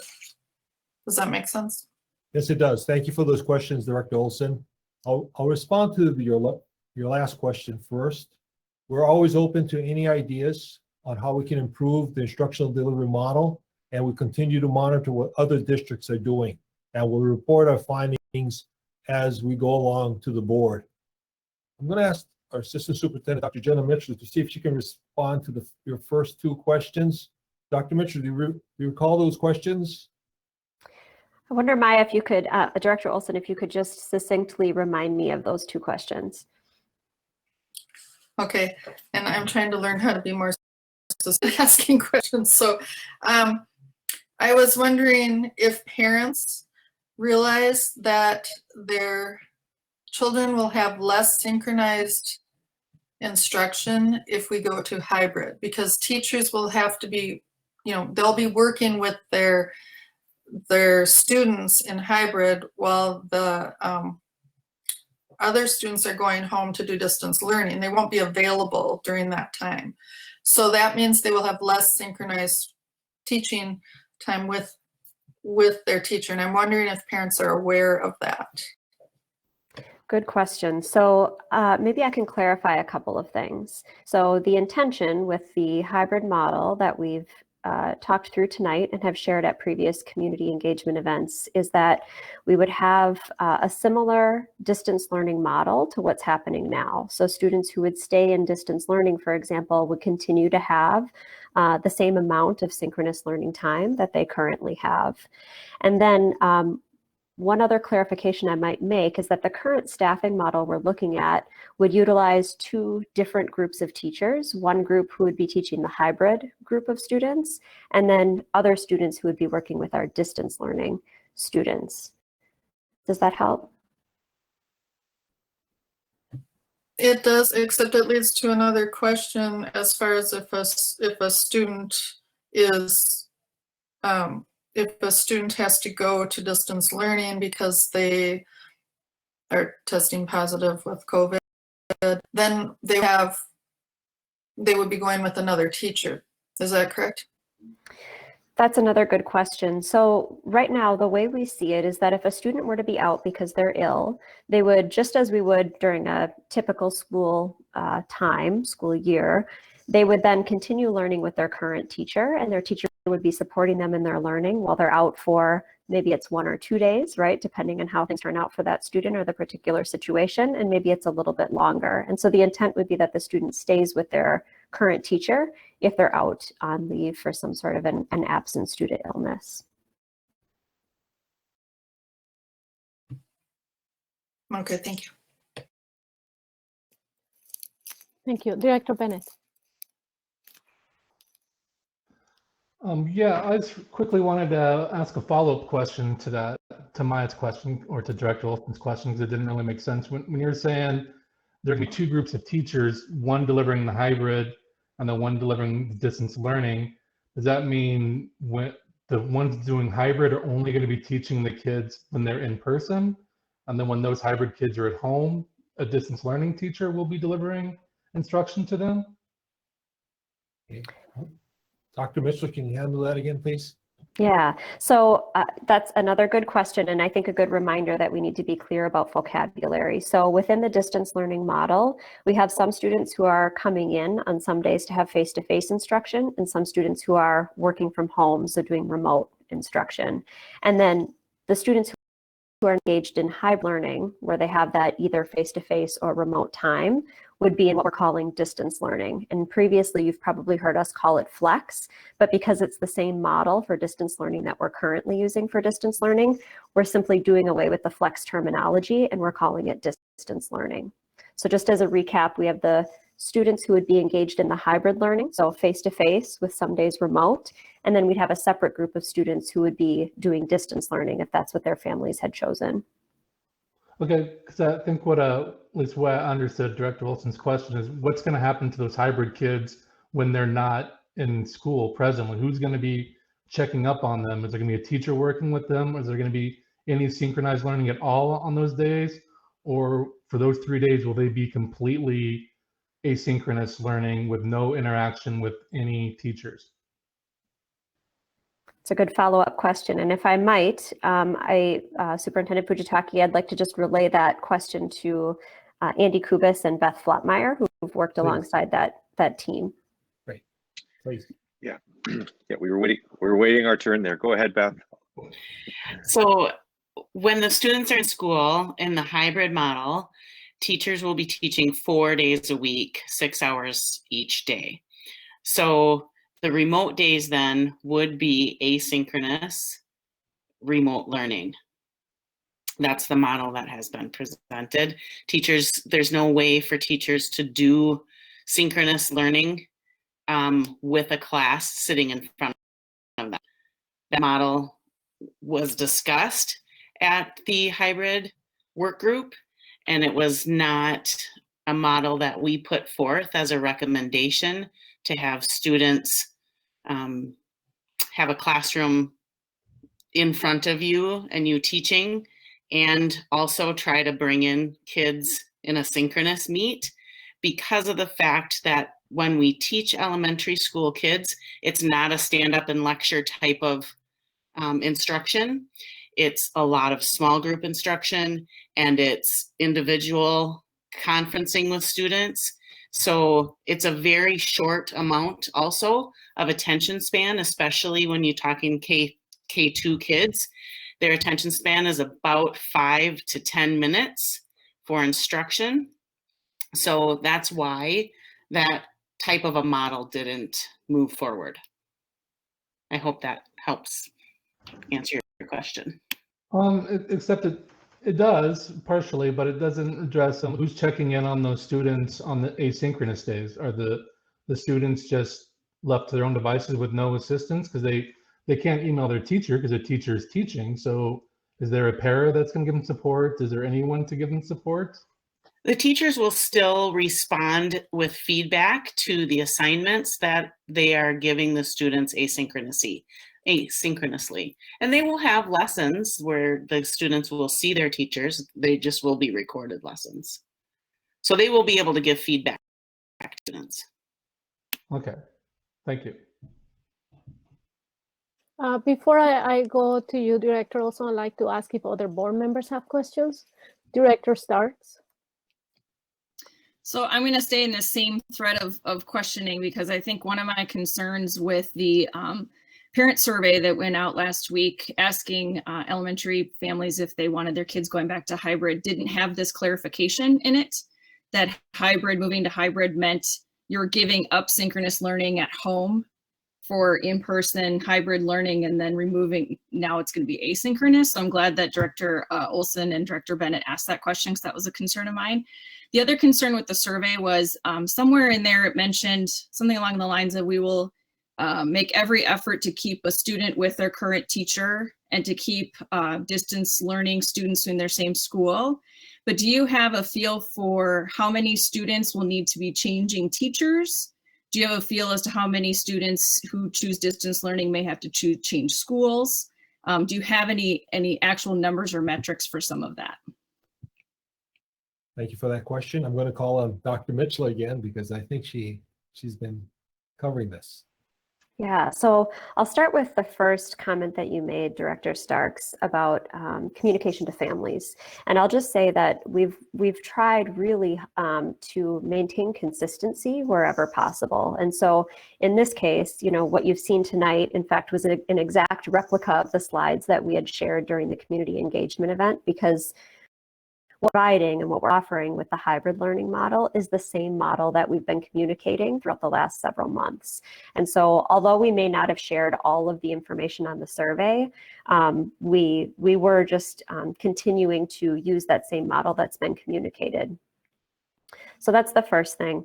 And also I would say in alignment with that, you know, I've mentioned the distance learning model will stay the same. That's been another key value in our determining what this next step might look like, right? We've really committed to trying to keep that hybrid model consistent and then distance learning consistent, so that folks know what to expect with these models as we shift, if we do that. And then the second thing that I would say is you had mentioned how many students may need to potentially shift from one classroom to another or have a new instructor. The elementary principals have been collecting that feedback around family preferences and looking over their teaching staff and what they'd have available. At this time, they're looking at somewhere between 25% on the low end of students that would probably be reassigned to a new teacher, to upwards of, if it really got to the point where we would need to, close to maybe half of the students who may have a different teacher that's assigned to them if we were to shift to a hybrid model. And that's just a reality because, you know, we have some families who are going to choose distance learning, and that's all fine and good, but it's going to mean that in some cases we're going to need to do some multi-age classrooms and perhaps teachers who are sharing students from multiple sites. And so again, what we said on our survey rings true and is honest, is that to the we really will try hard to keep students with their current teachers. We know that relationships have been established. That's been a lot of what's happened these last couple of weeks. So we really want to keep the turnover on the low end, if at all possible. But it is a possibility. Okay, thank you. And just to clarify, in no way am I insinuating dishonesty or trying to, it was just, we've gotten comments through emails of confusion from parents of the hybrid model. So I recognize that it wasn't a shift from in August, but when you're doing distance learning at home and then shifting to hybrid, it doesn't always connect that way. And so in no way did I mean to make you think that. Sorry. Thank you. Director Sorum. Yes, my understanding is that a teacher in a synchronous, while she has a class in hybrid, she also can be doing an asynchronous lesson with the kids watching. And so they can be learning at the same time. And then the asynchronous kids can go on their own, Google Meets if they want, or something like that. But isn't there that feature that a teacher can teach, in a sense, both classes in person and have the kids watch and learn in an asynchronous time frame? Beth, can you handle the last one, please?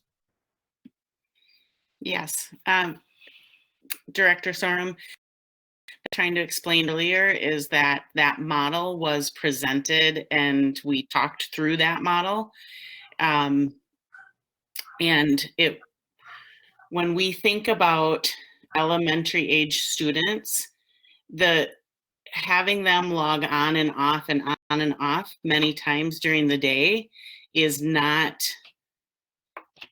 it's really hard for them due to the fact that many of them are in daycare during that time. And if we have 30 different students at a daycare and the daycare providers trying to then help students log on and off multiple times during the day is kind of a conundrum. And also when we have students present in front of us as teachers, we are working with those kids. And again, it's not a lecture style.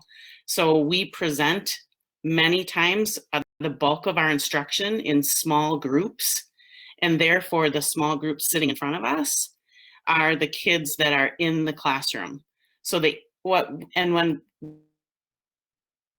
when we talk about asynchronous, that is a lesson that somebody has created and recorded, and then the student watches the lesson, and then there's an activity usually, or some kind of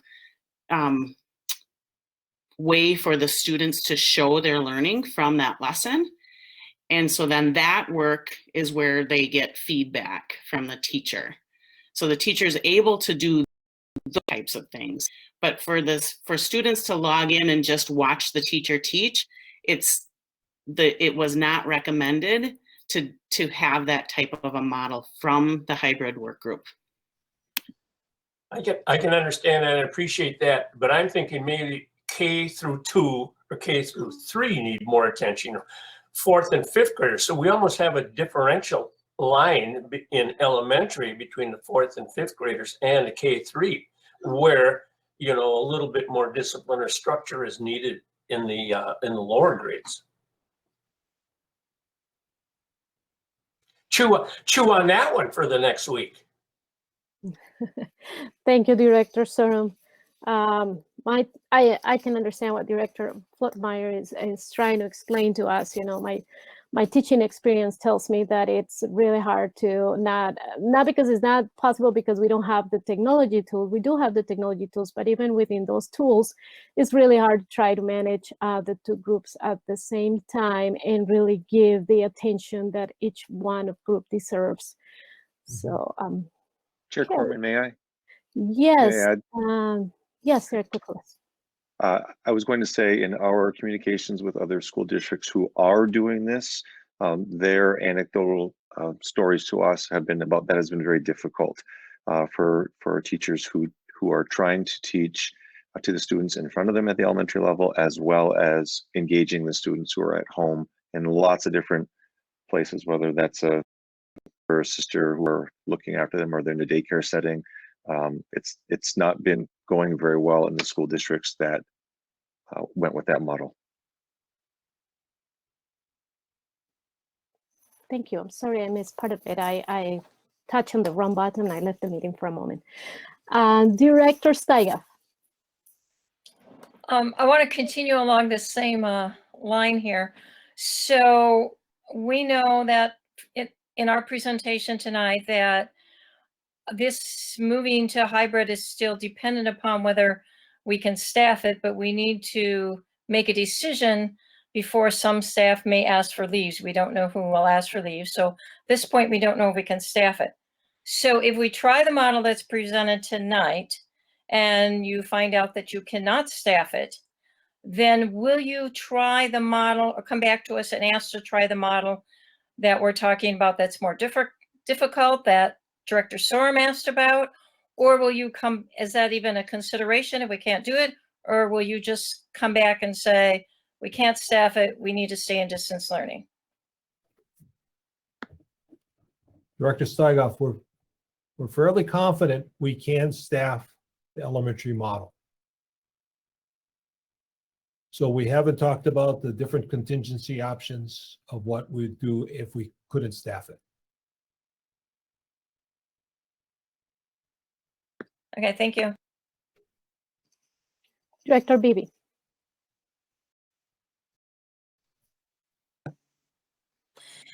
Yeah, there was a lot of new information that I found out about from the emails that were sent in. The one was about there being multi-grade levels in a distance learning class, as well as just the amount of work that our teachers are doing right now. I was not aware of how much energy it was taking, and just how they are trying to do their very best right now.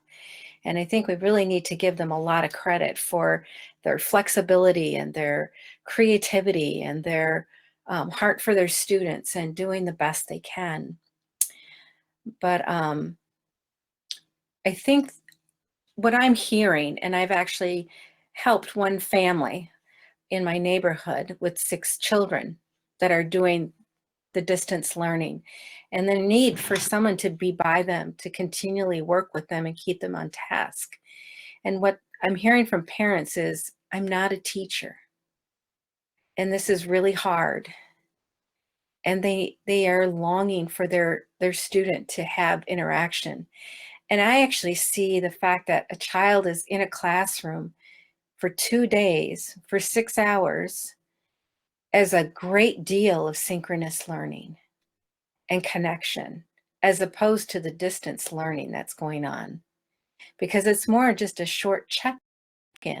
They're struggling to meet the needs of all these kids in the distance learning, as well as creating materials.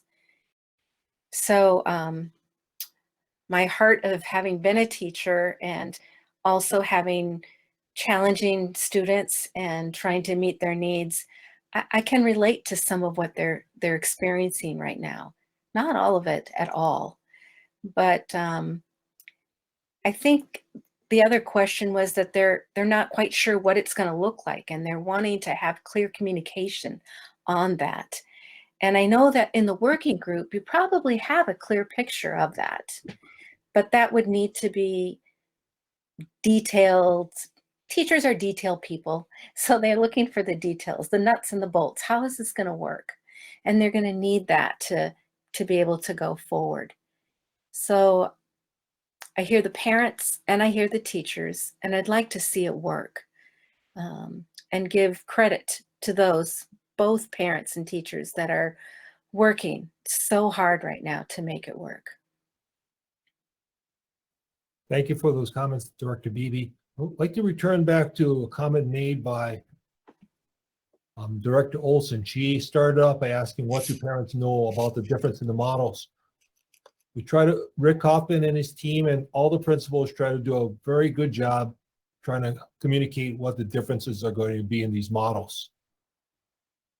The thing that's changed is since spring is Director talked about this earlier. We learned a lot. We listened to parents, we listened to staff, we listened to students, and we improved the distance learning model. What the teachers and the principals are delivering now is great instruction, but there's trade-offs in everything. The trade-off that you have with distance learning is that you don't have that in-school experience. Yep. And now we're shifting to distance learning because parents want that in-school experience, but there's going to be trade-offs shifting to hybrid. And that's going to be less of this instructional time that we talked about. What are the kids are they going to be receiving direct instruction on those 3 other days? There's trade-offs to everything, and Rick and all the principals and the entire central office team is trying to do a job communicating all these things to parents and students. So I'm not sure what's getting across, but we're trying. But this is a major movement, but we're ready to move. A lot of time has been spent on this thing preparing. So anybody else want to add in from administration on this change? I don't see anybody. I would just echo what Superintendent Fujitaki said. Again, trying to be discretion be the better part of valor and waiting my turn. But I think that he's absolutely right. There are trade-offs, and so you know what you're missing with interacting with friends, or interacting with the teacher, getting the supports that you need, whether you're an English language learner, perhaps you have special education needs, perhaps you have mental health needs, or you just need to check in with somebody that's off that we're making when it comes to if you sit with your calculator and add up synchronous versus asynchronous time. And the problem is there's no right answer. They're all trade-offs. And so I just wanted to put an exclamation point, if you will, on what the superintendent mentioned. Thank you, Mr. Cubas. Director Steiger. I have a question, but first I just want to add a comment to that. As you said, there's no right answer. I'd say there's not even a good answer. This has been something that's been forced on all of us, and everybody has to figure out how to deal with it. And I guess the one thing that I think is good about this is we are trying to give as many options as we possibly can, but not any of them, what's good for one family may not be good for the other family, and everybody's going to have to try to choose the option that fits them the best. And there will be things that you give up no matter which option you choose. That's kind of just how it is right now. We can't have things the way they were, and they're not going to be for a while. And I don't think there's anything we can do about that, but everybody's trying their hardest to give the most options we can. But to my question though, sorry. My question is if I could change to students that receive special education services. I know there's been a mention of they may be able to come in more than 2 times a day, and maybe other students that receive other services too, not just special ed. And can you talk a little bit about what that might look like, and also who's going to determine that? How will that be determined? Like, if a student's in a 3 special ed program, do they have the option to come 3 days? Or if a student's in whatever program, do they have option to come 4? Can someone explain a little more about that? Because I just wanted to add before, in the media, there's been a lot of articles and a lot of news stories that students receiving special education are the ones that are totally being left out when it comes to, that's what they're saying, not me, but being left out, and when it comes to distance learning, and are having the most troubles with it. So I just wanted to ask how that will be addressed in this model. Thank you, Director Steiger. I'll call upon our Executive Director of Special Education, Jennifer McIntyre, to respond to that question. Jennifer. Thank you, Superintendent Fujitaki, members of the board. And thank you for the question, John. You are right, that news story has been out, and we've been talking and working with several of our families actually in Bloomington to really talk about those services. Many of our families are in a position where they're trying to provide supports for their children and their students at home, and working with Department of Human Services to access services through our county, and how does that look? And so we've been trying to partner to look at how do we collaborate or come together with the county services through the school district, as well as what we can do. We have been working as a department over the course of the last couple of weeks in looking at how do we build out a criteria for identifying when students are in need of coming in for face-to-face services, when they're ready for face-to-face services. And we've started to put those services in place already. 2 weeks ago, we started to bring some of our students in for one-to-one. We started to base that out on the unique learning needs of those students. If they're needing a one-to-one service, perhaps it's around a communication device, or perhaps it's around some other form of a tool or something that they're utilizing that we needed to have a face-to-face time with them. And then we started to expand it out to some of our students who have some pretty significant sensory needs and needs for routines, and also a therapeutic or co-location of our mental health services. And we started to work on that. And granted, this has just been the last couple of weeks that we've been doing that, but that is the criteria that we've built out to start to include more students coming in on a one-to-one basis. And of course, we've been doing our special education evaluations. So we've also been working really closely to continue to monitor that. As we move forward, if the board is to decide on a hybrid model, if the board is to decide in a different direction, we would continue to build out that criteria to say what and when do students need additional services, and really work on that across the whole system to figure out what makes the most sense to provide additional services for students. Thank you. Chair Corman, if I could, from the EL, English Learning. Yeah, go ahead, Director Cubas. Okay. Same song, different verse. And so we're also looking at, what of our EL learners who needs to come in, who needs to have extra services to be successful moving forward. Work has already begun as we think about the students that need extra support, and we'll continue planning and doing that work regardless of what decision is made tonight. But we know that some of our students who have the most needs, we need to get them in school to make sure that those needs are met. So we're having similar conversations in our English language department. Thank you. I'd just like to take a quick turn and a turn for myself. But could you please talk about this hybrid model and the specialists? Oh. Andy or Beth, please.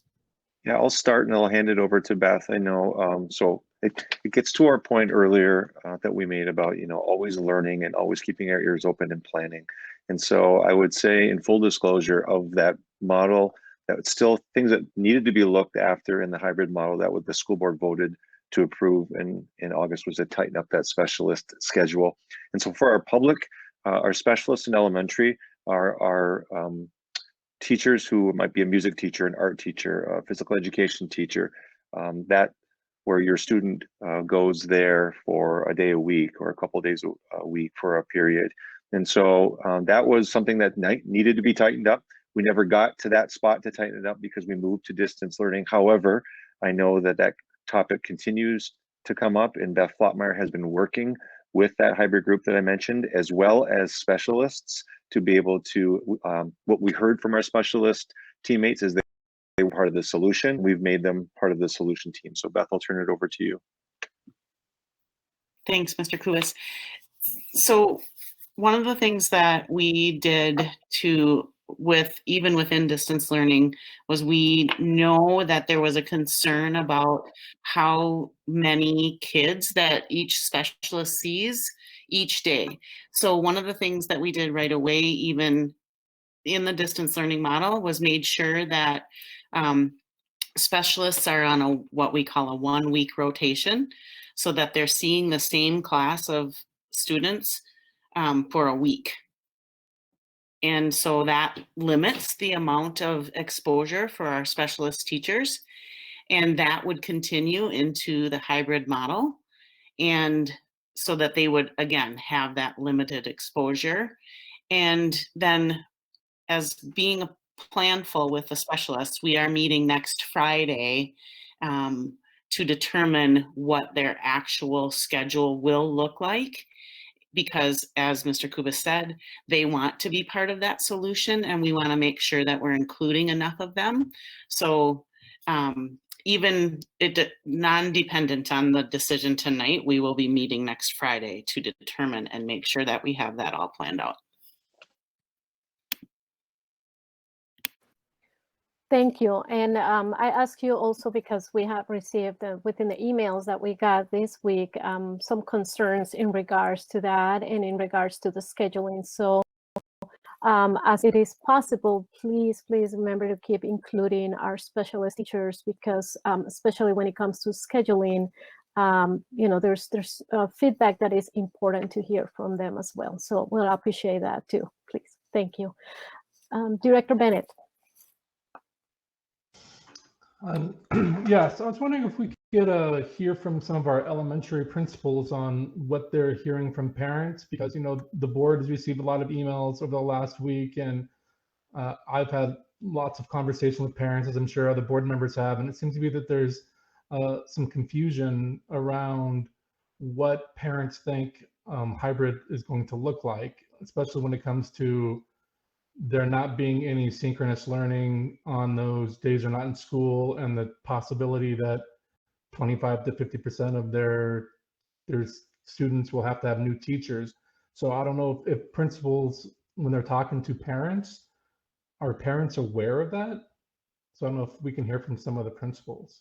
Yeah, thank you, Director Bennett. I'll ask Dr. Mitchell to facilitate that conversation with the principals, please. Yeah, thank you for that question. So I think I'll call on maybe two principals to share out. They've been doing a lot of work, I'll say, around calling families these last couple of days. And so they've had a lot of conversations with families, and I think can can probably provide a little bit more information about what some of those conversations have looked like. And to your question, Director Bennett, and also perhaps there's other things that families have been asking questions about that might be interesting to hear. So I think I'll ask Paul Meyer, principal at Olson Elementary, to share a little bit. And then after Paul, if you don't mind, Brian Klein, who's principal at Oak Grove Elementary, perhaps can share as well. So Paul? Good evening, Madam Chair and Superintendent Fujitaki, members of the board, and the Bloomington community. I've been talking to a lot of families, checking in and throughout this process, and many of them had questions about what is the hybrid look like. And basically, I would explain that the trade-off is for going into the hybrid model is that you're not going to have the synchronous, but you're going to have the in-person. So it's really clear that we have to be clear that families understand that when they're in hybrid, that when they're in school, if cohort A is in school, then B is getting asynchronous, which means they are receiving video recordings of lessons, and they're working at it at home, and teachers are checking in with them with feedback. And then the distance learning people are getting distance learning 4 days a week, or basically what we're receiving right now. We did not want to go away from that. It's important that if we were to go into hybrid and families wanted to stay in distance, that there was talk that we would have hybrid, or excuse me, we would have distance learning 2 days synchronous and 2 days asynchronous. And we said, no, it can't be that way. It needs that we have at least the same with distance learning. But the important thing is we have to, in my opinion, we have to remember that we're in a pandemic right now, and we're trying to do the best we can. And I know that there was a lot of talk of, hey, why can't we just record what's happening? Or why can't we have a lesson in front of us and then have the other kids listen in on it? The thing to keep in mind is that with little kids, their attention span is very short. And by us looking at, say, yeah, we have it covered because we have a video camera and a microphone on so that kids can listen and follow along. But in reality, the kids can turn that microphone off and they can turn that camera off, and then they're not part of it. So a teacher would assume that the kid is following along, but in reality, they might be going off playing outside and we wouldn't know the difference. So we have to be very careful of that. And also by recording, the best practice says that we shouldn't do that because kids may not attend. And also when you're recording in person like that, and you have kids in person and you're recording, you're kind of taken away from the kids that are in front of you, and you have to take advantage of those 2 days that you have. So the questions that I'm getting are clarifications on those standpoint. Thank you, Paul. I wonder, Brian Klein, if you could share some of the questions you're getting and how you're working with families to clarify. Absolutely. Good evening, Madam Chair, School Board, Superintendent Fujitaki.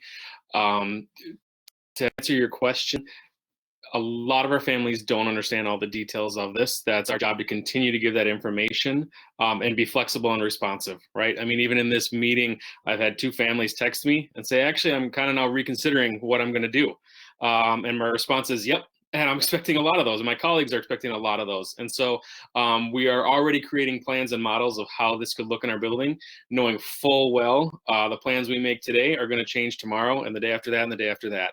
Because the more our families get information from us, and they deserve that and they need that, their decisions might change. And their decisions might change based on the models that we need to do to make this work, but also the staffing, right? The connections that they have to their teacher. And when you're operating in a situation where you have this virus impacting families in so many different ways, you have families all over the spectrum, right? So I have families who are saying, no matter what you do, I'm going to keep my kid home. And no matter what you do, I'm going to send them to you. And so we're trying to make it work for both of those families. And then the families in the middle are the ones that are going to make decisions also with every new piece of information that they get from us. And so our job, again, is to be responsive to the family who is saying distance learning is great, or I need to do distance learning because of the safety concerns, versus distance learning is not meeting the needs of my kid, or I just really need that social interaction of school and the school setting. And how are you going to make it safe and healthy for, or successful for both groups? At the same time, how do we do it for our staff as well, right? Because we're putting teachers in a position to come back to school and do that job. And those are two really challenging jobs, to do it in the building in a hybrid model, but also to do it in distance learning. And so we're trying to be responsive to not just the families, but the teachers, and recognizing that every day brings new data from all of those sets, right? Our models change when our families' decisions change as well. And because they're partners with us in these decisions, we have to be responsive. So they will continue to get more and more information from us, and we will try to be as flexible as we can here in the coming days on how we meet those accommodations. Thank you, Principal Pie and Thank you. Principal Meyer. Back to you, Chair Corbin. Thank you, Superintendent, and thank you, principals. Another question, Director Starks? So I kind of want to piggyback on what Principal Klein talked about with the teacher aspect. So has there been any conversations with teaching staff about potentially moving to a hybrid model and what that looks like for their workload? So in listening to, I'm a former teacher, and listening to a teacher that's going to now have 2 in-person days to plan, but also 2 asynchronous days to plan. And oh, by the way, there's Wednesday in there. To me, that feels quite overwhelming. Or those that request accommodations and are given the accommodation of, yes, you can work from home, but you're now teaching distance learning with grades 3 through 5. I mean, those are, to me, really big asks. So have our teachers had a chance to weigh in on those types of asks prior to us making a decision? Director Kubis, so Dr. Mishler, please. Yeah, I'm going to, again, turn it over to Beth Flottmeyer, who I know has been facilitating those groups with teachers on that group. And so a lot of the ideas and concepts that came out of it have been vetted in that way, as well as our district instructional teams where we have teacher representation. So Beth, do you want to talk a little bit about that? Sure. Thanks, Mr. Kubis. So one of the things that I can say, Director Starks, is that the work group, the hybrid work group, is a representative of teachers, specialists, and BFT members. So know that they've all had a voice on that group. We also have, I'm going to use the words of a kindergarten colleague when she talked about this and kind of laid it out there plain for me to see. So she said to me, so let's just pretend we have 24 lessons that we're planning for right now in hybrid. When we are in distance learning, excuse me, 24 lessons in distance learning. When we move to hybrid, we have to take into consideration that we have an A day and a B day. So that then brings us down to 12 lessons because we are teaching the same thing on A day that we're teaching on B day. So therefore, we have that amount of time to be able to create those asynchronous lessons for the remote days. So I hope that answers your question. And because Superintendent Butaki, also you mentioned my name, I'd like to add a couple of things too, if you don't mind. So, you know, I think I'll just say I had a conversation, I hope she doesn't mind that I mentioned, with Carol Bennett this morning, who's working in Wendy Marchek's place as BFT president while Wendy's on leave. And, you know, we had a conversation that echoes much of what folks have said already here tonight, is just that there's not really a great answer, right? And so everything is about give and take. And Beth, I appreciate that you mentioned the work group because, you know, it is a representative group. And so that's a place where we've tried to get as much feedback as possible. And I think the other reality is, you know, we've really taken a dive into distance learning these first couple of weeks. I mean, we're only just a couple of weeks into school. Our focus has really been there for the most part because we knew that we had built out a hybrid model with the representative group. The aim would be moving forward that we definitely work closely with all of our stakeholders as we try to put together what this model will look like in implementation. Thank you. Thank you. And before I give a turn to another board member, just a quick follow-up on that.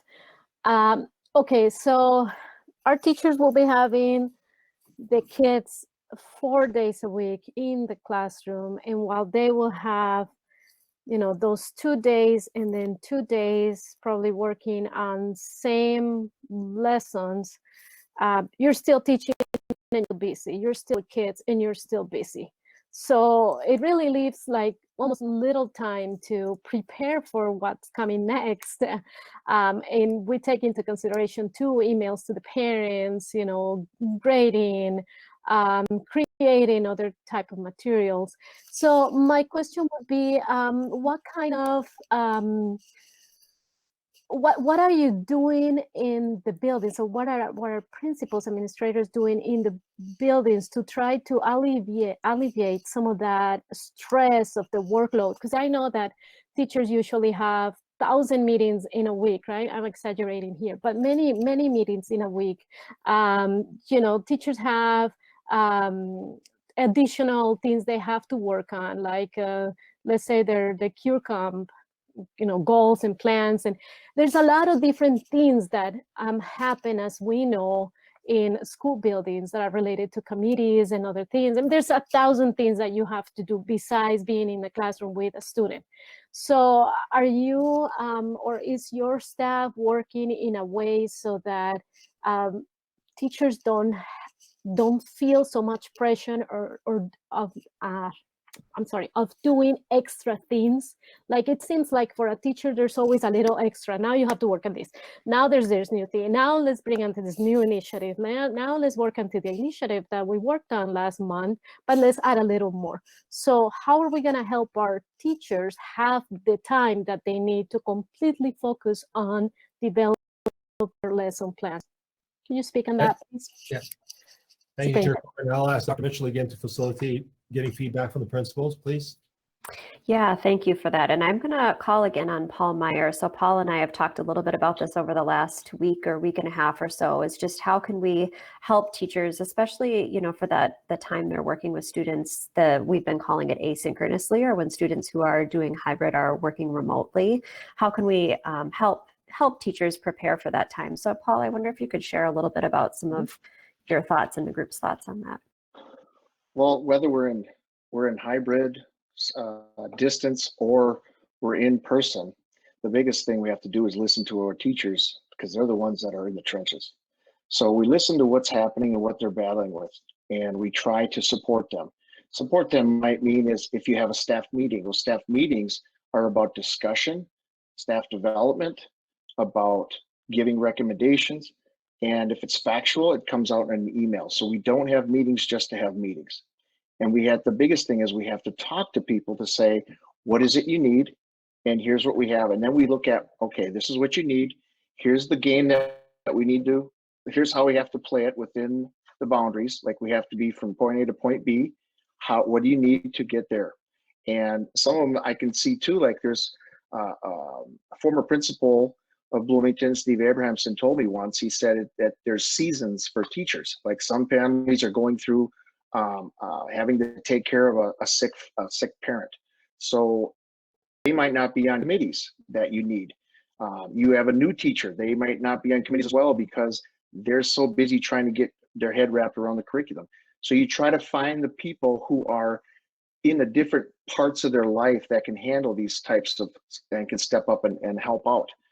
But you got to listen, and you have to understand and get to know your people and see where they're struggling, and go from there. And then we have to walk the walk as well. Like, I'm thinking we come back, I need to be in the lunchroom. I might have to monitor a lot more and say I can't meet during the 11 o'clock to 1 o'clock because I need to be there to support the students so that teachers can have their lunch and whatnot. So these are the types of things that we need to do as administrators, in my opinion, to support staff so that they know that we're all in this together, and it's basically a all hands on deck. And I'll add to that as well that it's about the collaboration and working really hard to make sure that we're sharing the work that we're doing, because our teachers are creating amazingly great content and giving them a platform to do it. And so I know the technology department and the curriculum and instruction department have worked together to push our teachers to share their documents with each other internally, that they can be used across the district. Setting aside that time on Wednesdays to really give our teachers time to collaborate with the teachers that are doing the distance learning as well as the hybrid learning, and make their lessons together and share and spread out or share that workload, right? An example, talking with my kindergarten team last week, one of my kindergarten teachers, well, Brian, if one of us is a distance learning teacher and we're creating a lot of asynchronous work, couldn't some of those asynchronous lessons be used by the hybrid teachers? Absolutely yes, right? So it's about using the great work that the teacher next door to you has created, and then also making it your own and tailoring it to the needs of your classroom. So it's that collaboration that we all talk about. We say that word all the time. We really have to rely on that to make this work. Thank you. And I know that teachers are always going beyond their limits. So let's continue to keep this in mind so that we can work together, facilitate learning as well. Okay, Director Steiger. I just have a question if we can switch to like safety and around staff that needed accommodations, especially the ones that have applied and have the American with Disabilities Act paperwork to say that they need an accommodation. If I understand correctly, that law does not say that that means that you get to work from home.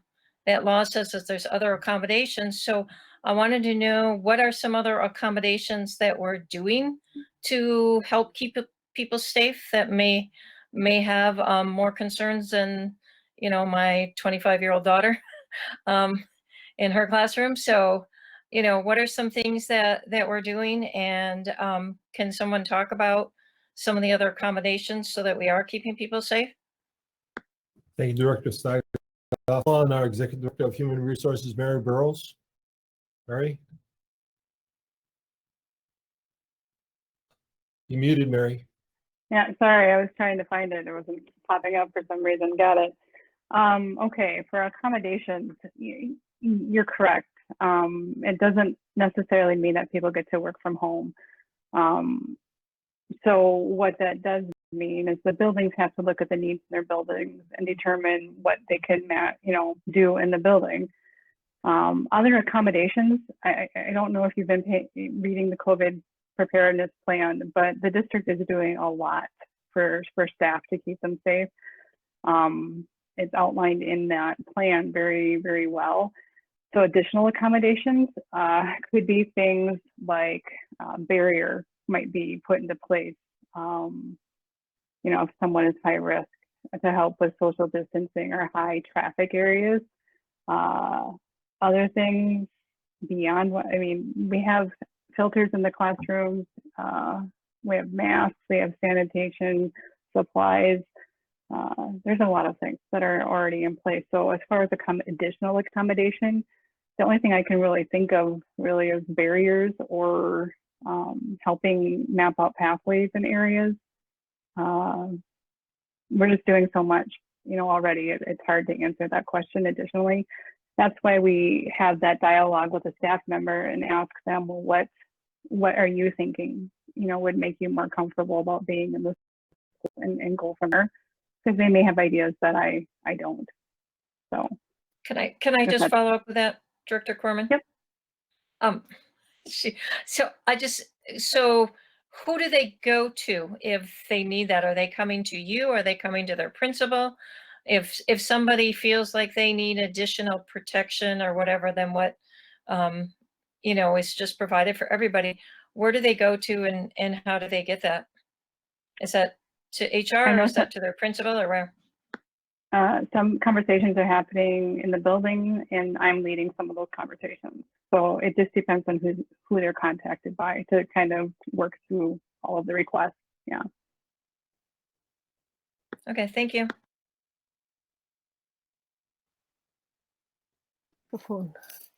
Director, I don't know where to go. Director Olson. Okay, sorry, I have to bring it back a little bit because I had a couple questions a while ago. So one of my questions was regarding if teachers, if we have to pivot from hybrid back to distance learning, and actually I shouldn't say if, when we have to pivot back to distance learning, would the students possibly lose the teacher that they have in hybrid at school? Thank you, Director. I'll ask Dr. Mitchell, have you considered that question? So I will say, you know, in light of us trying to lean on clarity over certainty, right? We're aiming to get as clear as possible as to what potential shifts in the future might look like. At this time, when I've connected with principals, even just today at the elementary level, they've been saying that, and I shouldn't even speak for all of them, but those that I spoke with today had said that it wouldn't necessarily be the case that we would need students to shift again from their teachers if we moved from hybrid to distance learning. But it may be the case that we would have some requests for that to happen from families or from staff. And so it's uncertain what that would look like, but what we can do is just try to be clear in the fact that that shift would, of course, as I said earlier, probably be an easier shift. And I think in many cases we could keep staffing more similar than what it would be if we make this shift from distance learning to hybrid. Okay, thank you. Thank you. Director Sorum? I just wanted to bring up another interesting point from a purely business model.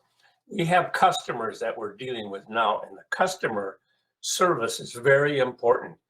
And the customer is always right. So what we are going to get into with this pandemic or whatever comes out of it is more choices. People are seeking choices, and they're exploring, looking at all kinds of choices. We have choices in the car we choose, the church we go to, you know, everything in life deals with choices. And so now as we're preparing to go back into hybrid, where the majority of people want to have their kids in school or at least 1 or 2 days, this is their choices.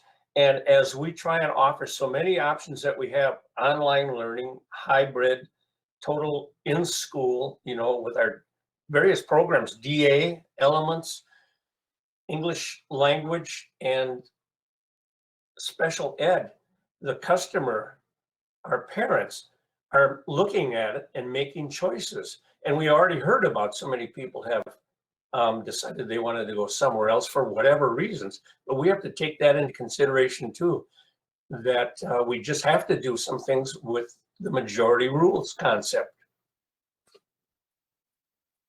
That's it. That's all. Okay, Director Sorum. Superintendent? No, I just was thank you, Director Sorum, for the comment. Thank you. Anybody else? Director Steiger? I just have one last question on process here. So I think the date that was on the PowerPoint was November 9th when we would revisit this again. But let's hypothetically say we say yes to this resolution and there's like a huge outbreak. I'm assuming that the district administration will just say, you know, we're going back to distance, whatever. We're not going to wait until November 9th. I mean, it could. So are we going to give you the power to make that, or are we going to have a special meeting? Because I know some districts are putting that into the admin's hand and some are still having special meetings. So I don't know if we thought about that or what, but I'm just, when I see November 9th, I'm like, oh, that's really far away if something happens. Thank you, Director Steigoff. My recommendation would be that we would call a special meeting with the school board. Okay, thank you. In that kind of situation, yes, thank you. Thank you. Any other questions? Director Olson? Okay, so following, Director Beebe had talked about neighbors that, you know, were really anxious to get back in school. Lots of families wanting to get back in school, as has Director Zoram. And I've heard from families too. But I would like to know, you know, most of it, I would say, is concerning the kindergartners and wanting them to have, you know, the important social skills that they're being taught in kindergarten. And I'm wondering if they're aware, you know, I substitute teach kindergarten and preschool quite often, and I know that we do a lot of singing as a way of teaching. We teach a lot of sharing, you know, to help a student, we'll teach empathy. If a student drops their crayon box, the kids run over and help them pick it up. And so I'm just wondering if parents are aware that we are literally going to be teaching them the opposite of these skills that we are, that, you know, come so naturally to teachers. That we have to teach them not to share during a pandemic. We have to teach them, no, we can't hug you when you fall down and get hurt. Or no, the students can't rush over and help you pick up your spilled box of crayons. And so I just have concerns about that, because I don't know if parents are thinking about those things when they say they want their kids to go back to kindergarten for socialization, because I just am not sure if they're aware that it will not, as others have mentioned here, you know, there is a lot of give and take, and we're going to lose some things. We're not going to be able to do it perfectly. And I just really hope that we have some way to make it very clear what to expect. You know, there's that book, Everything I Learned in Kindergarten, and I look at that and I think, you know, there's a lot of things that we are not going to be able to teach in kindergarten right now during a pandemic. Thank you for the comment, Director Olson.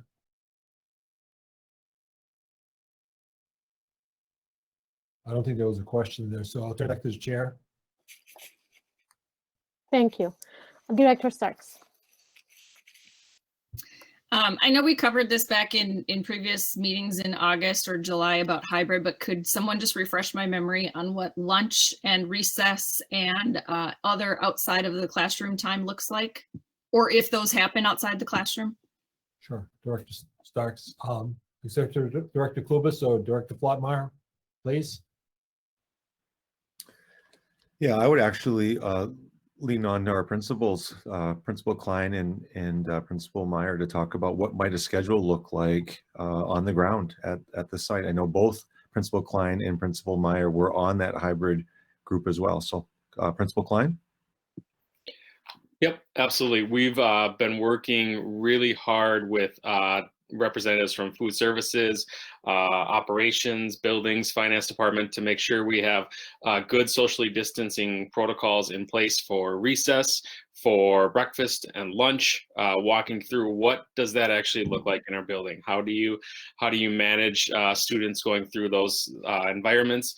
And doing it in a safe way. And so I don't know how much we want to go into all those details right now, but know that the principals have already been having a lot of conversations about how to actually operate our buildings in this, right? So it's not just oh yeah, we're making a decision to go back. It's, well, how do you actually logistically do that given that there's a virus out there? And so we're had all those conversations of the little steps of when a kid gets off a bus, how do you socially distance them walking into a building, to everything that they navigate their day through, trying to make it as, this is a weird statement, as normal as we can, knowing it's going to be far from normal, right? That their experience is not going to look like it did last year or hopefully next year. But how can we bring some semblance of a consistent, safe, special, warm environment that we try to create in our elementaries, given that we are doing everything to follow all the Department of Health guidelines to keep us safe during this tough time.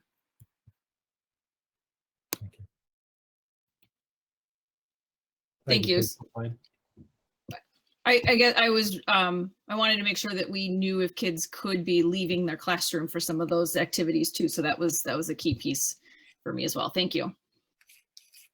Thank you. Is there anything that, oh, Director Bennett. Yeah, if we could shift to early childhood education. We haven't talked much about that. And we've done a lot of talk about elementary, but we haven't really talked much about the early learners.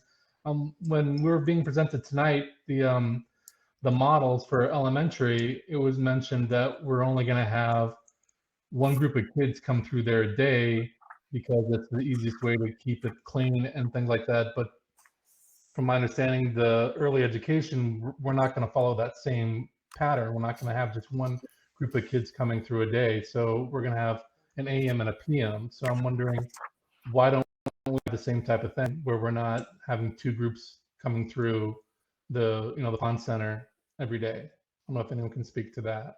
Great, Director Bennett. I'll call upon Executive Director of Community Education, Jake Winchell, to respond. Thank you, Director Bennett. Good evening, Chair Corman, Superintendent Fujitaki, and school board members. That is a great question. And since last spring, we have been planning a model for no matter which model of school that K-12 system's in. Early childhood has planned something very similar. And as you can outline there, it does look different. And I have invited Sarah Moline, who is our Early Learning Services Director, to talk a little bit more about what each day will look like. Good evening, Superintendent and School Board. I'm Sarah Moline, Early Learning and Youth and Family Services Director. I'll first start by talking about our preschool program in the hybrid model. So all of our 4-year-old preschool program classes at all of our sites have a 5-day-a-week program, which is 2.5 hours. This would closely align to the K-5 hybrid model as well, where we would have the 2 cohorts of the A and the B. But what's different in the preschool program is that we do have that morning class that comes for 2.5 hours and the afternoon class that comes for 2.5 hours. So that class would essentially have 4 cohorts of students that would be coming into that classroom across the course of the week, all across the district at Sellwood and at our elementary sites. We also have our 3-year-old preschool that has a 2-day and a 3-day-a-week option. And they would be coming in person 1 day a week and have their remote learning the other days of the week. But those classrooms could have up to 8 groups, 8 cohorts of 3-year-old students that come through that classroom throughout the week. Our in-person schedule, like I mentioned, is a 2.5 hour. So we're planning on including that large motor, the fine motor, activities and projects, group times, snack, choice, outside, all of the above, like they typically would be having in a preschool setting and a preschool class. The remote learning items would still consist of that posted group time, those activities to do with your parent and your caregiver, and the communication and connection time that you are having during our distance learning as well. I will now shift over to our ECFE programming. So we will have a variety of choices available for parents and students throughout this distance learning hybrid, all of the different models where parents would choose if they are comfortable to come in person in a smaller cohort for their ECFE class, or if they would like to stay as a virtual class and have their ECFE class throughout the week or that day of the week be delivered via virtual component. So they would have an opportunity to sing songs, have their group time, have their movement, their parent education, child development conversations, all of those things that would typically happen in person could still happen virtual. And so there would be a choice in the ECFE model for which one they are comfortable with at that time. With all of our programming, we will continue to offer the safety measures that have been talked about with the PPE, social distancing, and preparing classrooms to be able to have students in person and also have that opportunity to be able to be together, but also have space in between and also move forward through all the different pieces of hand washing and wearing masks and things like that with our preschool students that are also important at the early learning level. Thank you. Thank you. Other questions in relation to this item? Director Can I Benjamin? follow up on that? My concern is that there's not going to be enough time between classes to thoroughly clean the classrooms, especially when that's when the teachers take their lunch and do their prep and all those other things. So I'm wondering, I don't know, how can you alleviate some of those concerns to where that we're not putting too much on those teachers' plate to say, okay, in this hour, you need to go clean everything, every toy, every surface, and take your lunch and plan for your next class. And if you have time in the bathroom real quick. So I don't know if you can alleviate some of those concerns that I'm having. Mr. Winchell, please. Thank you again. I think I'm going to ask Sarah to answer that question, as she's been making those plans with those teachers. Absolutely. That's a great question. And how are we going to juggle all those things? As we've been looking at when the students would depart and how does that look for drop off and pick up and the timing that it would take to be able to clean in between. I've been talking to our custodial staff to make sure that we would have everything that we would need to make sure that that happens in a quick manner. I do believe we have the right amount of staff to be able to get that done within the time that would need to happen between classes. And then between the next day, custodial staff would be doing more of the cleaning at night and in between. We've talked about how can we make sure that those high touch areas and the restrooms and places like that are sanitized and cleaned more frequently, because we would have that turnover throughout the day with the two different cohorts coming in one given day for early childhood. Thank you. Director Olson. Hi, I'm wondering if when teaching hand washing, if it could also be added how to blow their noses while wearing a mask or sneezing while wearing a mask, because that's something that I've been thinking about as this season is beginning, and even when I wear a mask if I have to sneeze, and I think about how we often help the younger kids blow their noses because they don't even always know how. So I'm wondering if that's part of the new skill set that we're teaching online, is how to blow your nose and sneeze when you're wearing a mask to little kids. Sarah, could you handle that, please?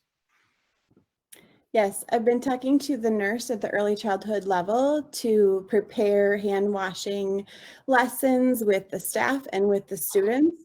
And that is definitely something that we talk about too, is all of the different needs that the early learners have, from babies all the way up to preschool age, of the different needs and the different ways that they need our help as adults. And so that is something I'm talking to the nurse about. Thank you. Thank you. Any other questions about ECFE? Director Starks. Mine's not about ECFE. So if somebody else has one in that, I don't want to take their time. Anybody else? No.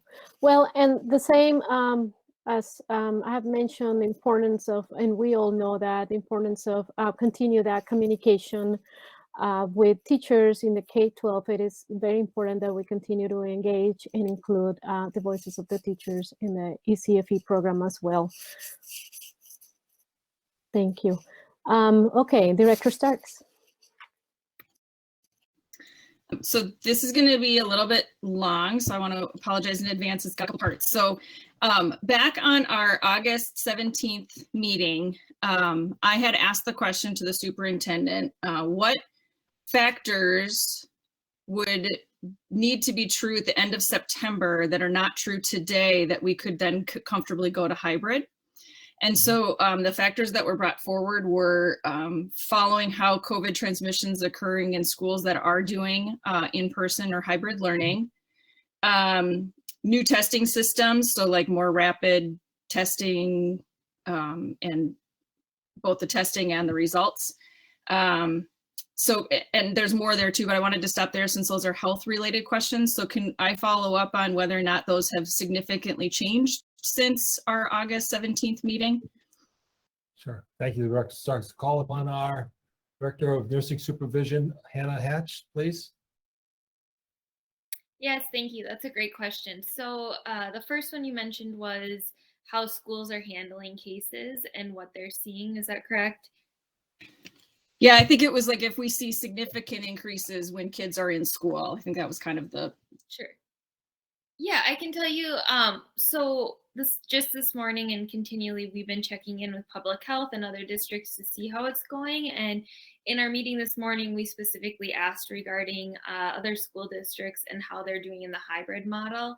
The response we got was that they saw a little spike after Labor Day, like we did here in Bloomington. However, other districts have not seen a significant change in cases.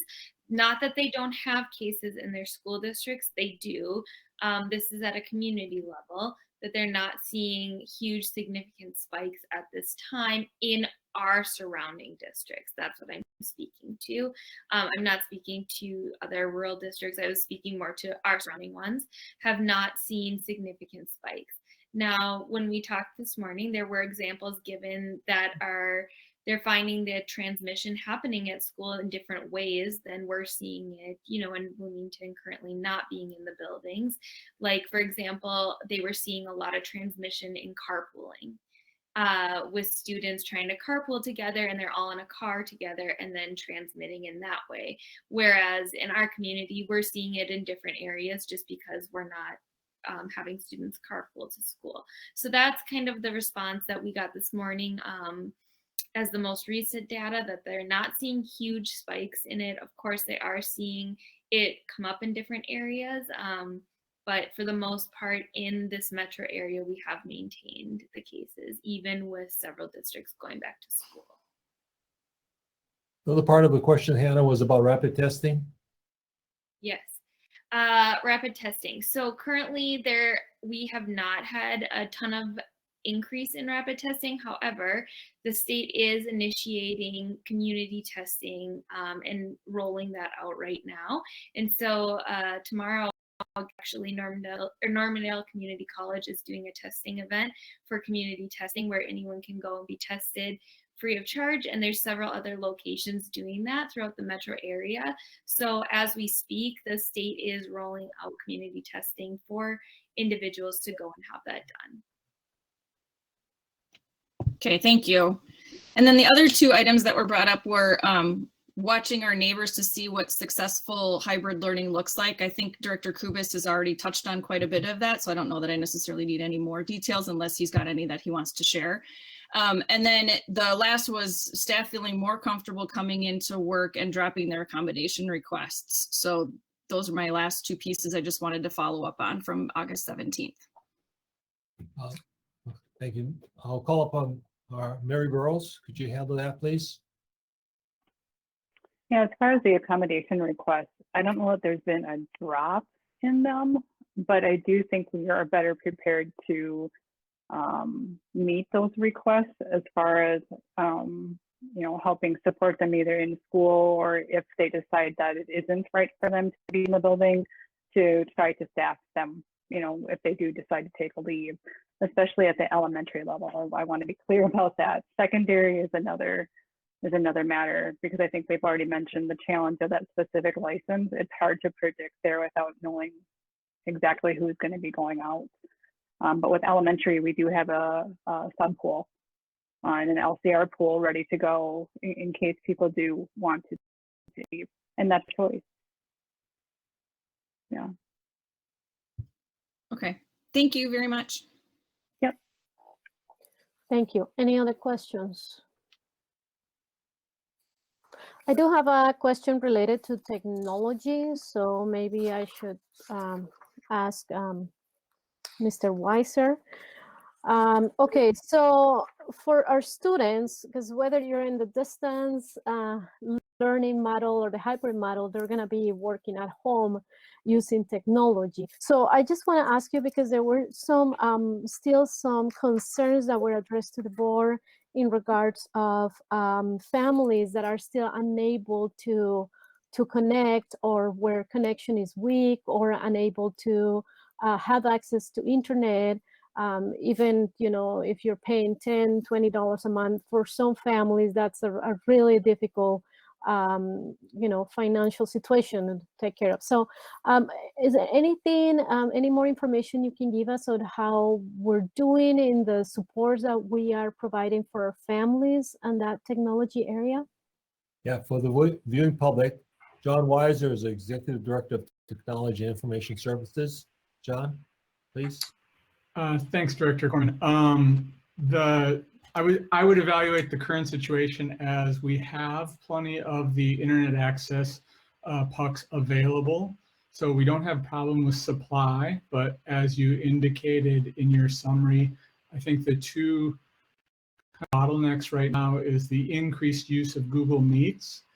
It puts stress on families with lower quality internet access. And so families on a puck, for instance, but even families that have internet access but haven't upgraded in the last several years, it seems like they're struggling a little bit under a lot of the pressure of Google Meets. And then the other area is that we're finding this fall students with the oldest Chromebooks, or if they've gotten their newer Chromebook in for repair and they get a loaner, a 4-year-old or a 5-year-old loaner, that sometimes the hardware of those older Chromebooks have trouble keeping up with the new features. New features get added, like the blurred background that I see some people demonstrating in this meeting, take more and more of that computer processing. And so those are a couple of the bottlenecks. I really don't think that there's a tremendous amount of harm being done to the educational process from those things, but it's two areas that we're monitoring.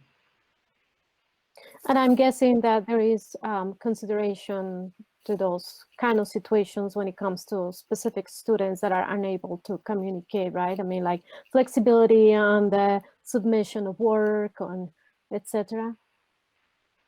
Yeah, that really happens at the teacher level, and our teachers are very good at adjusting the needs to meet where students are at. So I don't worry about those kind of differentiation either, no. Okay, so we'll continue to work on that issue. And then on that same note, okay, it's for families, not only bike pack families, but for all families. So any type of technology tools that are being, or any type of supports that are being provided to our families to better understand those technology tools at home and how to use them? I would say that that's a great question. It's something that we all think about, how best to support our community. I would say that we learned a lot in the emergency of the spring, and that allowed us in the summer to do some better planning around those kind of supports.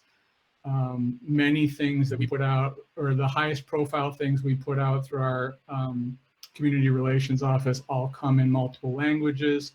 For instance, we have more PD for teachers available now than ever, and a lot of that professional development is around differentiation and working with families with special needs.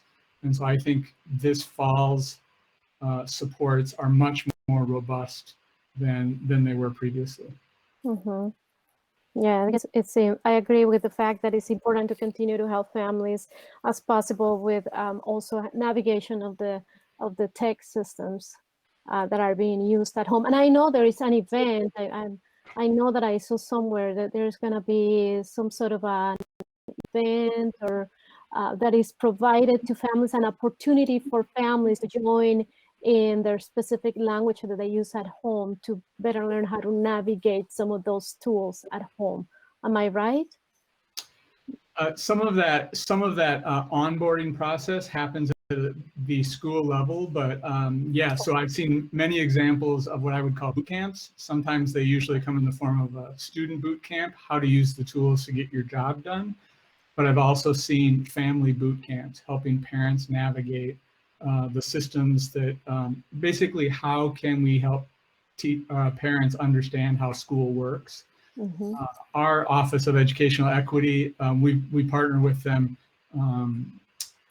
pretty a lot in order to meet the needs of those families in most need, because they have the most inroads into certain communities that don't necessarily have all the skills to succeed in the plain vanilla form of school. Okay. Yeah. So maybe that's the way that I received it. It was through my kids' schools. And I think I remember something about Canvas. So important to continue to maybe at all different sites to provide those opportunities for our families, especially our backpack families that are not necessarily familiar with those and that struggle with the language barriers as well. Okay. Any other questions? Director Bennett. Thank you. So when we first started this back in August, when we had this first bill on hybrid, I had a lot of concerns. And I think the district has really done a really good job at alleviating a lot of those concerns. Most of the concerns I had back in August is why I voted against hybrid to begin with. And things that I wanted to do were things like start the year in distance learning, which we've done, look at other districts, see what works well, what doesn't, which we've done, and then only start in elementary, which we've done. And also look at the health data. At the time when we voted in August, our numbers in Bloomington and Hennepin were trending up, and now they're trending down. So I'm a lot closer to a yes than I was in August, but I'm still not fully there. One of my major concerns remaining is the disruption that this is going to cause. I mean, because this is going to be extremely disruptive to go from distance learning to hybrid learning, especially when we're talking about potentially up to half of our students needing new teachers and going through all the leave request process and reassigning classes. And I really think that our principals and our teachers and really everybody is already beyond capacity. And we're putting another thing onto their plate that's going to be extremely difficult.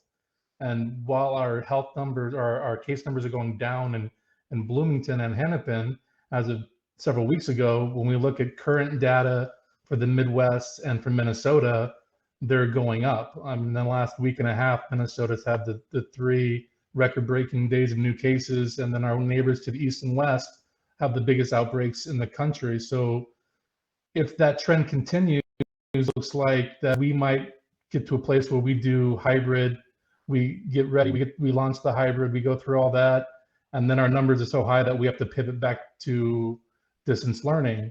So I'm wondering, is all this disruption worth a couple weeks, maybe a month of hybrid, and then having to go back to distance learning? So I don't know, I'd really like to hear from some principals on this, that if this is something that they think we should be doing. I know they don't want to take a position, but I really want to have some principals help me make this decision and alleviate some of my concerns, if that's possible. Okay, Director Bennett, thank you. Again, I'm going to call on Dr. Mitchell to facilitate, but we can respond to those questions, Tom, the questions you're talking about. The parent survey showed that the parents want hybrid, so we're responding to that. But I'll call upon Dr. Mitchell to facilitate input from principals. Yeah, and I'll just start by saying too, I mean, I don't think we intend in any way to paint a picture that smooth roads ahead, really either way, right? So again, there's no certainty here. We're only trying to provide some clarity. And so you bring up the idea or the concern around disruption. Yes, I think regardless of how things unfold in these next couple of weeks, months, perhaps this entire year, there's going to be disruption throughout the year. Regardless, I think that is definitely an assumption we can make. What I will say is,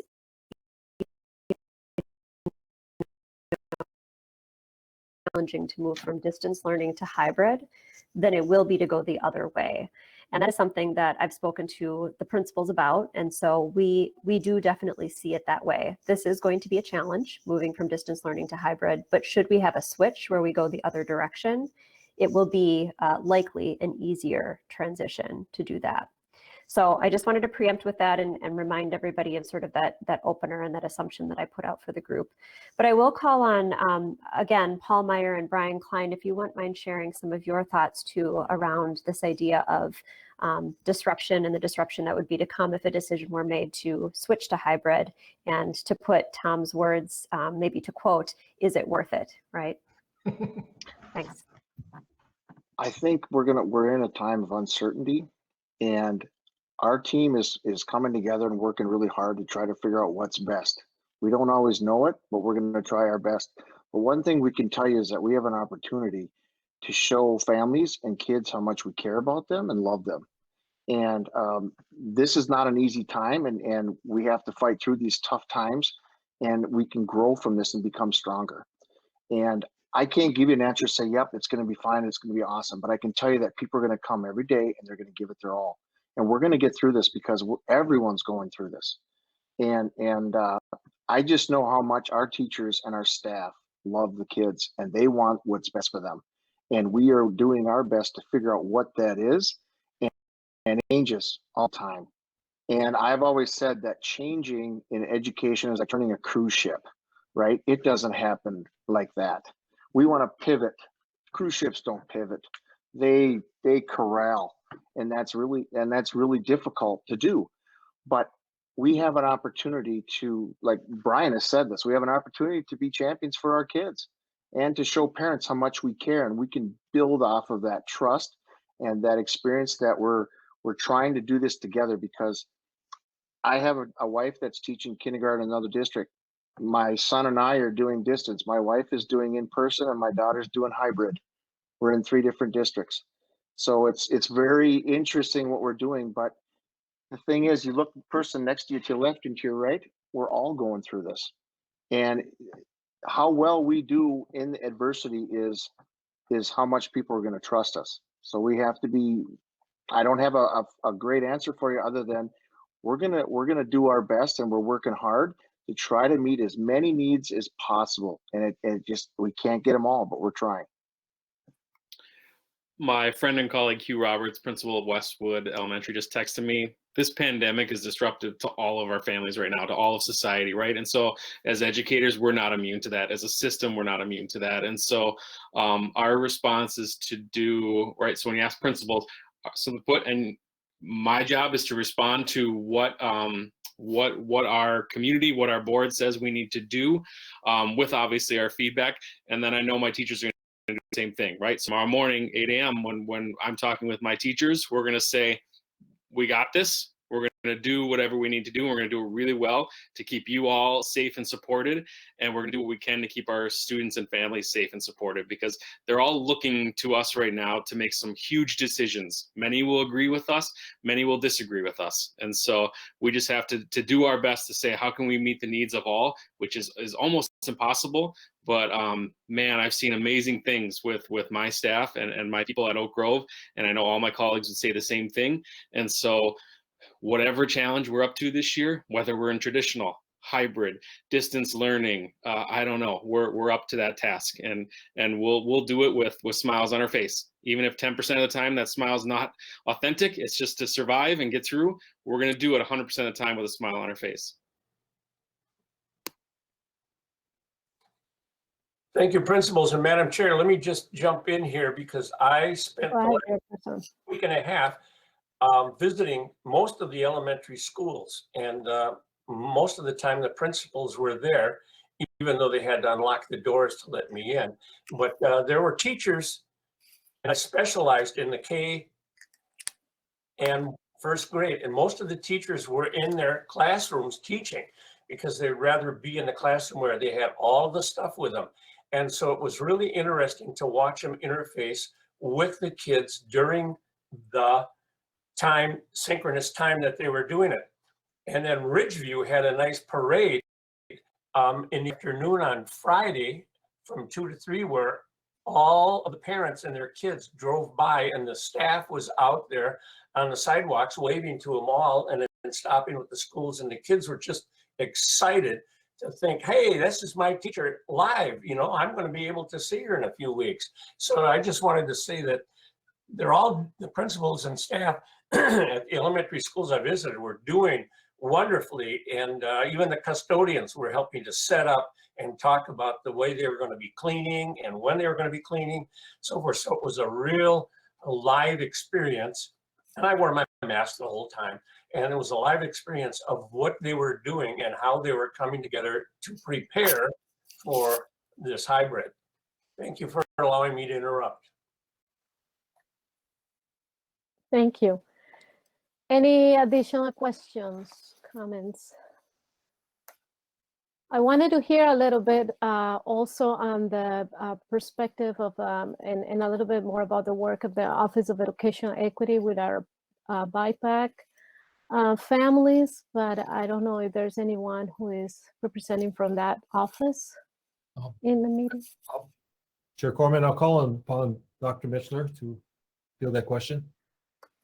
Yeah, thanks for the question, and thanks for pointing that out, and to others who've also pointed out the great work that that department has been doing. So tonight, Dina Wade Ardley, who is the Director of Educational Equity, is not with us on this meet. I imagine she is watching closely to what's happening because it impacts the programming, of course. But that her and her team, they have been doing amazing work, as has already been said and spoken about. And, you know, I can't even, if I began to list off the things that that department has been doing to support our sites and our families over these last couple of weeks, I'm certain that I would leave things out because there's just a number of things they've been working on together. And, you know, a part of that work too, I will say, is outreach to families and hearing feedback and concerns, and then relaying those feedback and concerns to folks who are on some of the teams that are coming together to make recommendations and plans. And then I'll just mention too that Director Wade Ardley serves on our, we have a team that meets weekly right now, and she serves on that team. And that's one of those spaces where she is able to bring some of those concerns that she hears and her team hears from families and celebrations as well. And so we're really just fortunate to have her on our team and as a part of our work, and to have that office within our district.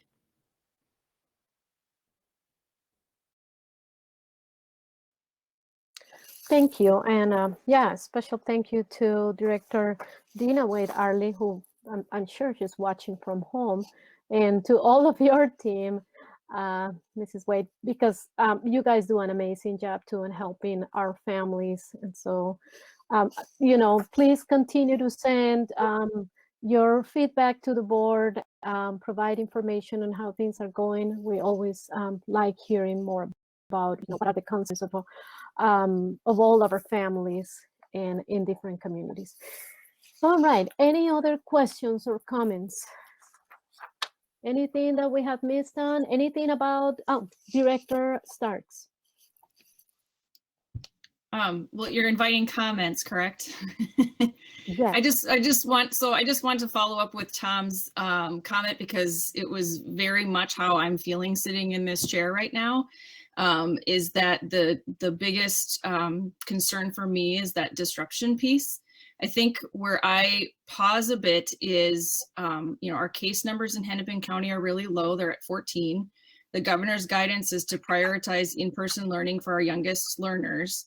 And if we're not going to make the change 6 weeks into school, how comfortable are we going to be making the change 4 months into school? So if we're saying, well, we're not, you know, comfortable doing hybrid change in October, where are we going to be at where we're comfortable making a hybrid change in January when we've been doing distance learning for 4 months solid? So I think that's my kind of the I don't know, balance I'm trying to achieve. I don't know if anyone, my fellow board members, have comments about this. This is a really, really challenging decision for me, because there's so many things that I know voting yes puts into motion that I'm not at all comfortable with. I'm not at all comfortable changing class or teachers and their classmates. I'm not at all comfortable adding the workload to the teachers that I know is coming. But at the same time, I'm not comfortable delaying it longer if the pieces are there in order to put it into practice today. So I'm curious to see if I've got other fellow board members that have any comments about that, or other staff members that could help me with that. Okay, do I see any hands? Director Olson. I feel that I might be very unpopular with this because I've done a lot of thinking about this too, and sleepless nights, because I'm sure when I listen to Principal Meyer and Principal Klein, I'm sure that they would make it, make the kids feel very welcome at school, and even with the distancing and even with the social skills being changed up that our teachers, I'm sure that they'll make the best of it, and I'm very happy to hear that, however we go. But I personally, I just think proactively versus reactively, and I could give many examples of this, but that's how my thinking goes. And we're going into the fall and winter season, and we're talking about a season where, the flu season, and we have heard about a second wave coming, and I think people have gotten lax during the summer when they said that numbers would go down, but they didn't go down to zero. We never got down to zero.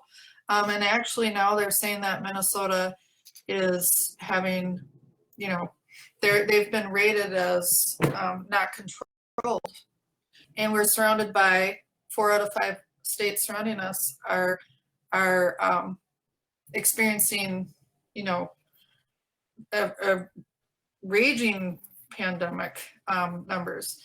And so for me, I just want to be proactive, and I personally feel that I would like to prevent helping the spread of COVID throughout the community by opening the schools, and vice versa. And if the community were all on board, if I was not seeing people protesting wearing masks, if I was not seeing the bars open and the restaurants open, and just people not taking it seriously, I might feel completely different. I might feel that, we can do this, but I am not confident about it. And so, yeah, I'm not comfortable right now.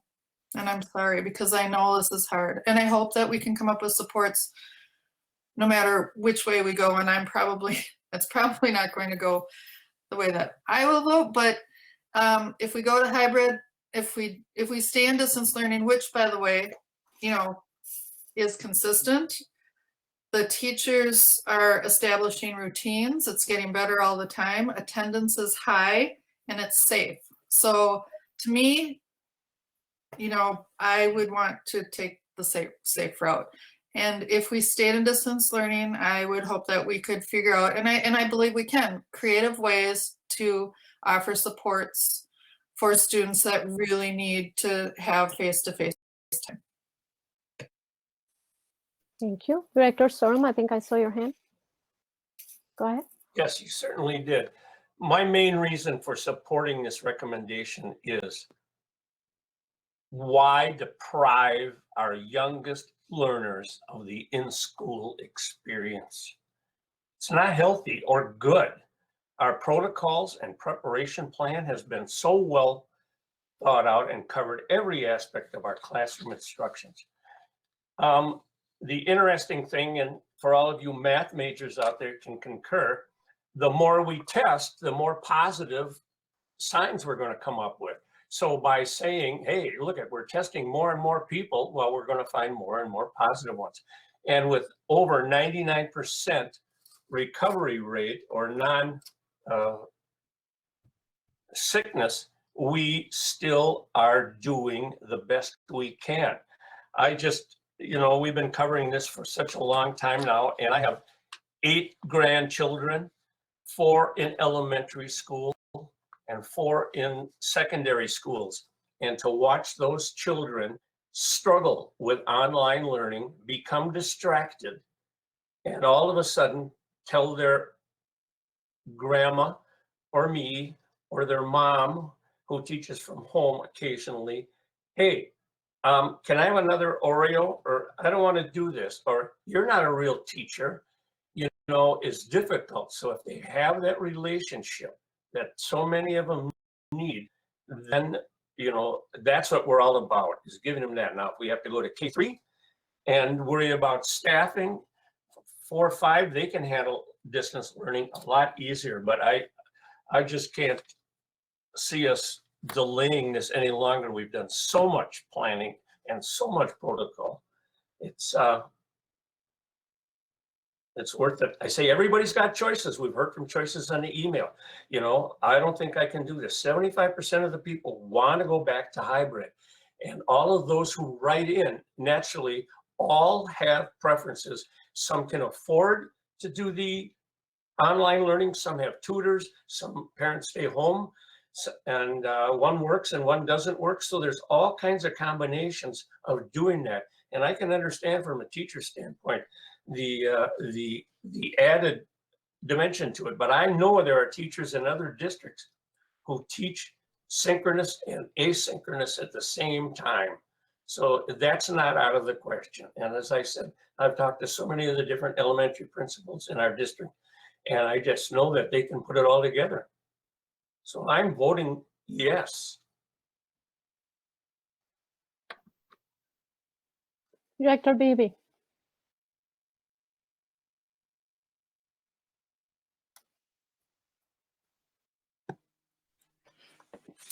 I concur with a lot of what Director Sorum has said. And what I'm hearing from parents is desperation.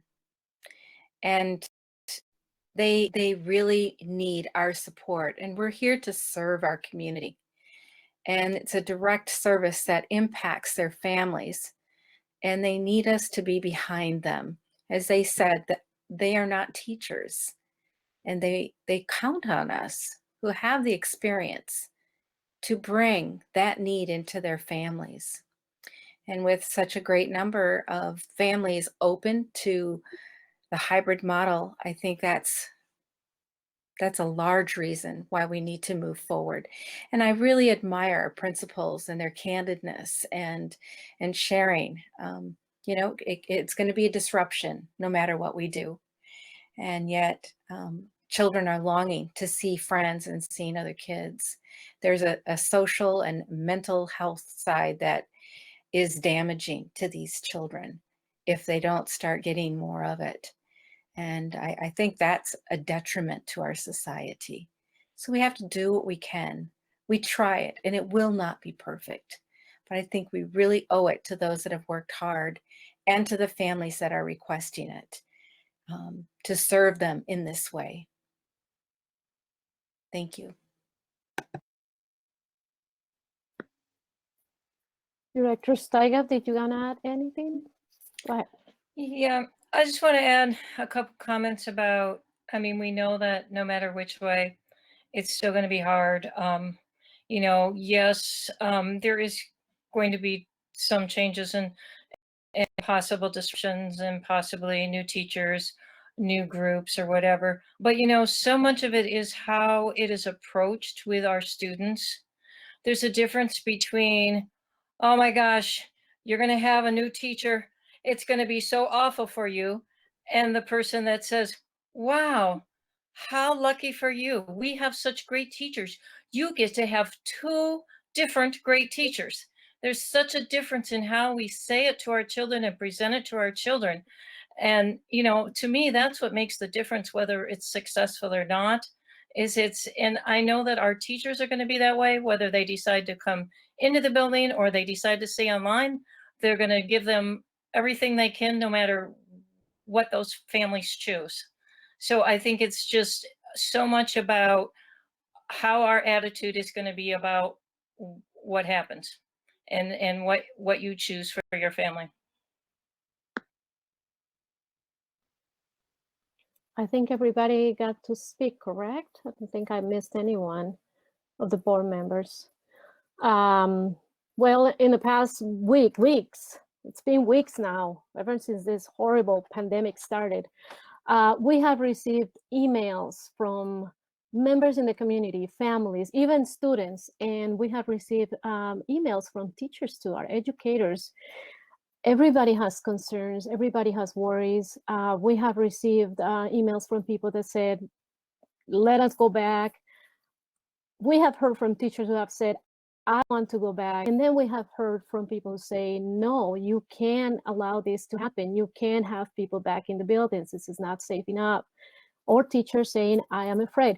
all of those comments, all of those concerns, all of those things are valid. And I think we need to make sure, you know, we remember once again that we are during a pandemic time, and that the feelings of people are valid, whether they are on one side or the other, whether, you know, for members of our community too, to you know, and a call once again for empathy and understanding, and, you know, how do we work as a community in collaboration, and, you know, understanding that the fears of people are real, that we validate those feelings, and of the feelings of the people that really want to have their kids back in the classroom, the amount of kids that want to be there, that are missing their friends, that are missing their teachers.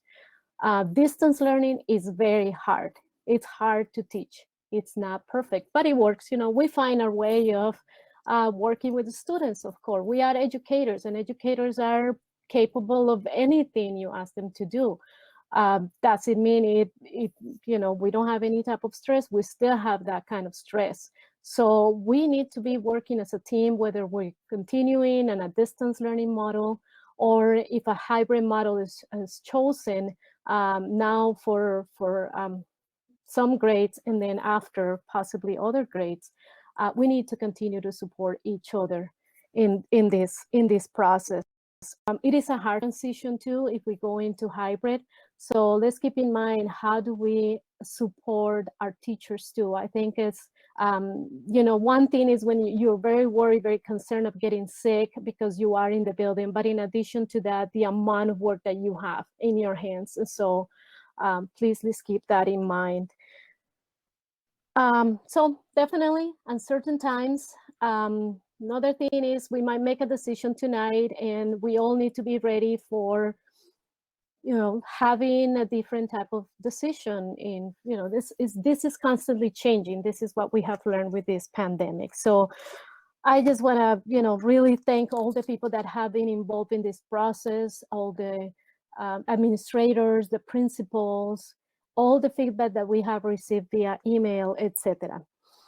One thing that I don't think we have addressed tonight, and would be good maybe to hear a little bit more about transportation.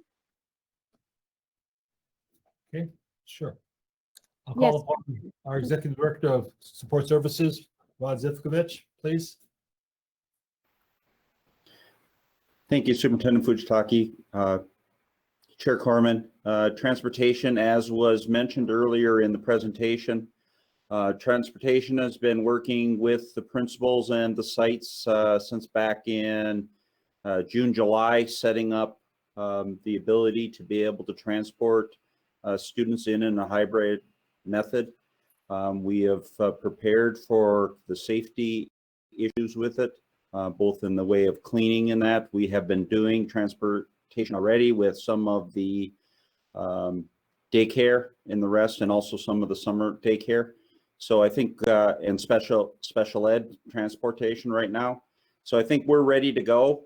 I think it's always the challenge of why we need some time is those last minute shifts of AB day and making sure that everybody is picked up when they're supposed to be picked up is the critical thing of safety, both in the safety of when they're on the bus, but also safety of knowing that the student gets picked up at a certain time and also gets dropped off at a certain time. Thank you. I don't know if there's any questions, any more questions about the transportation area. I know with that we're hitting the 10:30 time limit here. No? Okay, I just want to make sure that everybody's asking the questions that are needed and the public gets those too. Okay, so because I don't want to be rushing like, okay, come on, let's vote right now. And then we have a few items there. I would like to ask you, maybe we can entertain a motion to go past that 10:30 limit. I know we won't take any longer after that, like not much longer. It's not like we're going to be here until midnight, but I just wanted to be a relaxed process. We're not rushing here while we're voting because we're running out of time. So would someone like to make a motion? Director starts. I motion to extend our meeting beyond the 10:30 stop time. Thank you. Is there a second? Second, Steigav. Thank you. Moved by Director Starks and second by Director Stargav. All those in favor, please say aye. Director Bibi, Aye. Director Bennett, Aye. Director Olson, Aye. Director Sorum, No. Director Starks, Aye. Director Steigav, Aye. and Corman, aye, 6-0. So we can extend. It doesn't mean we're gonna go till late. We're almost done. Okay, so are we ready to vote? We are ready to vote. Okay, so all those in favor of approving the recommendation of the administration, approving the resolution for return to learn recommendation, please say aye. Director Bibi, Aye. Director Bennett, No. Director Olson, No. Director Sorum, Aye. Director Starks, Aye. Director Steigav. Aye. Okay, we already have 4 votes. Director Corman, aye. So that is 5 votes yes and 2 votes no. This resolution has passed. Okay, thank you. Thank you. Next in our agenda, we have, thank you everyone for being here tonight, and thank you for all the information you have provided. Next, we have board member reports. Director Starks. Excuse me, Chair Corbin, we have reports by our high school principals on the secondary model. Remember that? Oh, that's right. Yeah, it's not here in my agenda. Yes, go ahead. We have an option, sure, because of the time, we could move it to the October meeting and give the board a report before that. What's your preference?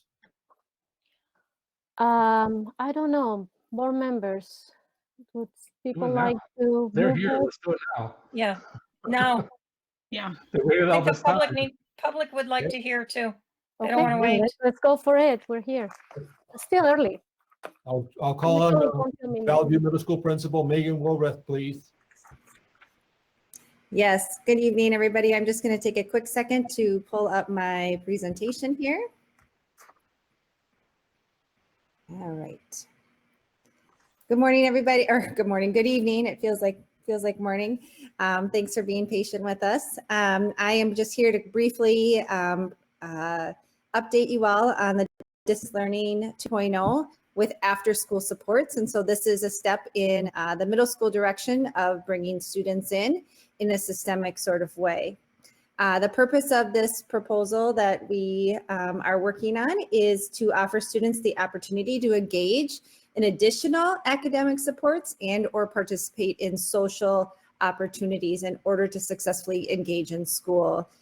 We're looking to connect with our Galaxy staff Mondays through Thursdays from 2:30 to 4:30, providing transportation for students to come to the buildings for both academic and social emotional supports. This is something that we're super excited about because it maintains the distance learning model and the 4 days a week of face-to-face instruction, face-to-face via computer, but our synchronous learning schedule that is meeting the needs of our students very well at this time. We're looking to utilize our targeted services model, and we'll be selecting students and inviting students based on academic supports. Some of our data sources that we might be using is their attendance, academics and engagement. We might be looking at teacher feedback as well as their course grades and if they need additional reading and or math support. We'll be following a similar process that we are working on developing to provide some social emotional supports. Remember, all kids need social emotional supports, and so we have to figure out a methodology to ensure that we're getting the students that we need at school, and also students that would want or benefit from some socialization at school. At this time, without any teachers involved in this process, we can see on average 90 to 110 students at each middle school, and that's just utilizing the Galaxy staff that we already have in place and ready to go. If teachers want to be involved in this after-school program, they also can apply to be in this, apply for a day, 2 days, 3 days, or 4 days. And it is additional funding, just as it would be during a typical school year. Teachers have always been involved in targeted services, and this might be another way for them to engage with students more face-to-face. Our timeline at this point for implementing this model is we sought out feedback from our hybrid committee on September 24th. We're presenting here tonight. Given that this seems like an okay model, tomorrow we start collaborating with our targeted services and developing a registration and a recruitment process to figure out what this might, what that process is going to look like for bringing students in, because we may have more interest than 100 students per building. By October 5th, we're going to begin securing registrations and developing our transportation model. We've used this transportation model for years and years and years. We call it an activity bus route, meaning that the buses will not go directly to a student's home, but it will go close to a student's home. And this way we can ensure that we have enough room on those buses to provide the social distancing guidelines. Our goal is to begin rolling out this after-school program on October 19th, which would be the same day that the hybrid learning would be starting for the elementary school. In this presentation, you can see that we've got some work to do. We're working on a link to registration and what those course offerings might be, and then developing parent communications. Any questions? Questions from board members? Yeah, Director Bennett. Oh, well, thank you for that, Principal Wibbett. A question I have is concerning transportation.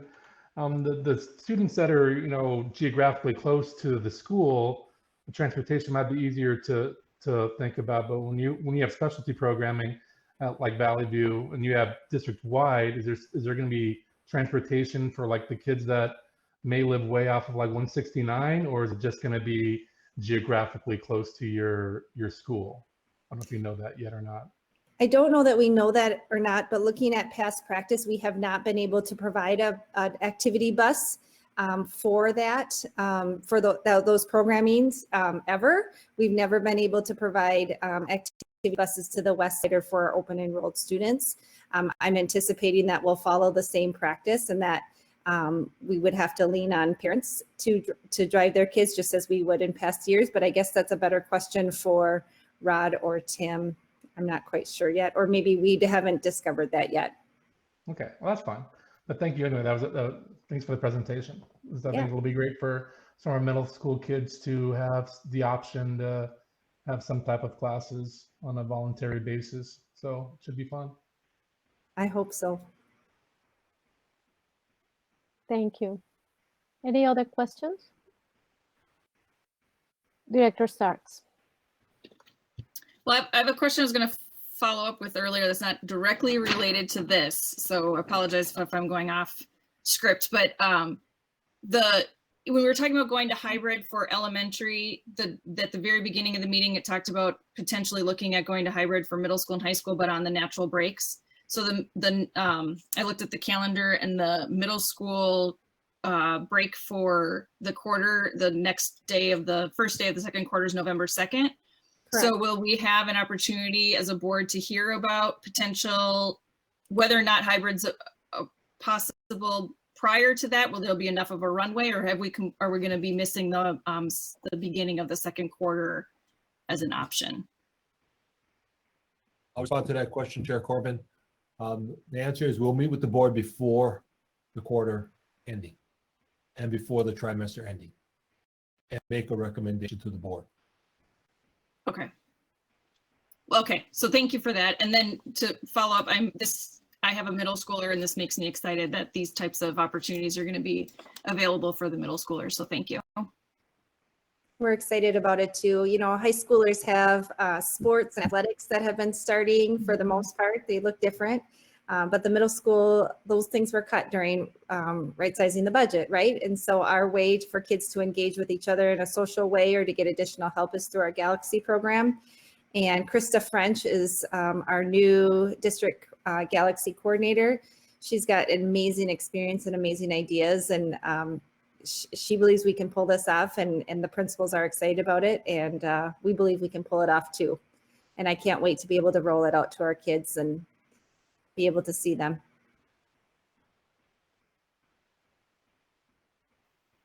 Any other questions? Okay, I cannot see Director Sorum, so if you have any questions, please let me know. I just want to put in a shameless plug. Valley View Middle School was completely renovated over the last 2 years. And so if you do have a chance to stop by Valley View Middle School, we are really close to being done. It's just fine tooth, you know how it is at the end of a project, patching holes and things like that. But please let me know if you want to come up. I would love more than anything to give you a tour of our new spaces. It's incredible. You would be very, very proud to see what it looks like. Andrea George from Communications is going to come out and do more of a formal photo shoot once they get all their tools and dust out. But I do invite you to come. I would love that. Thank you, Principal Wilbert. And definitely, I think we'll be taking up that invitation. Wonderful. Very, very Thank excited. you.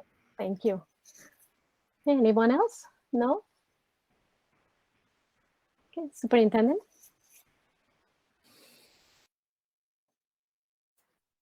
Thank you. I'll call upon Jefferson High School Principal Jason Anderson, please.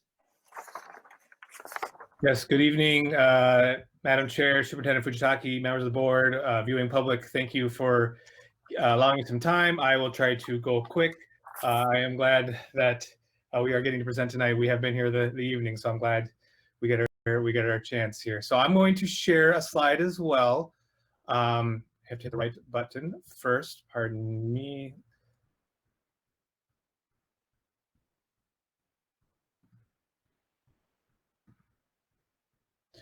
So as we discussed previously in the summer, distance learning 2.0 with supports will look very different at all 3 levels.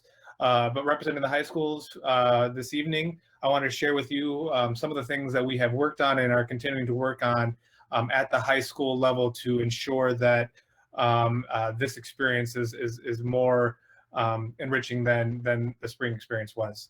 So just a few things that I want to highlight for you.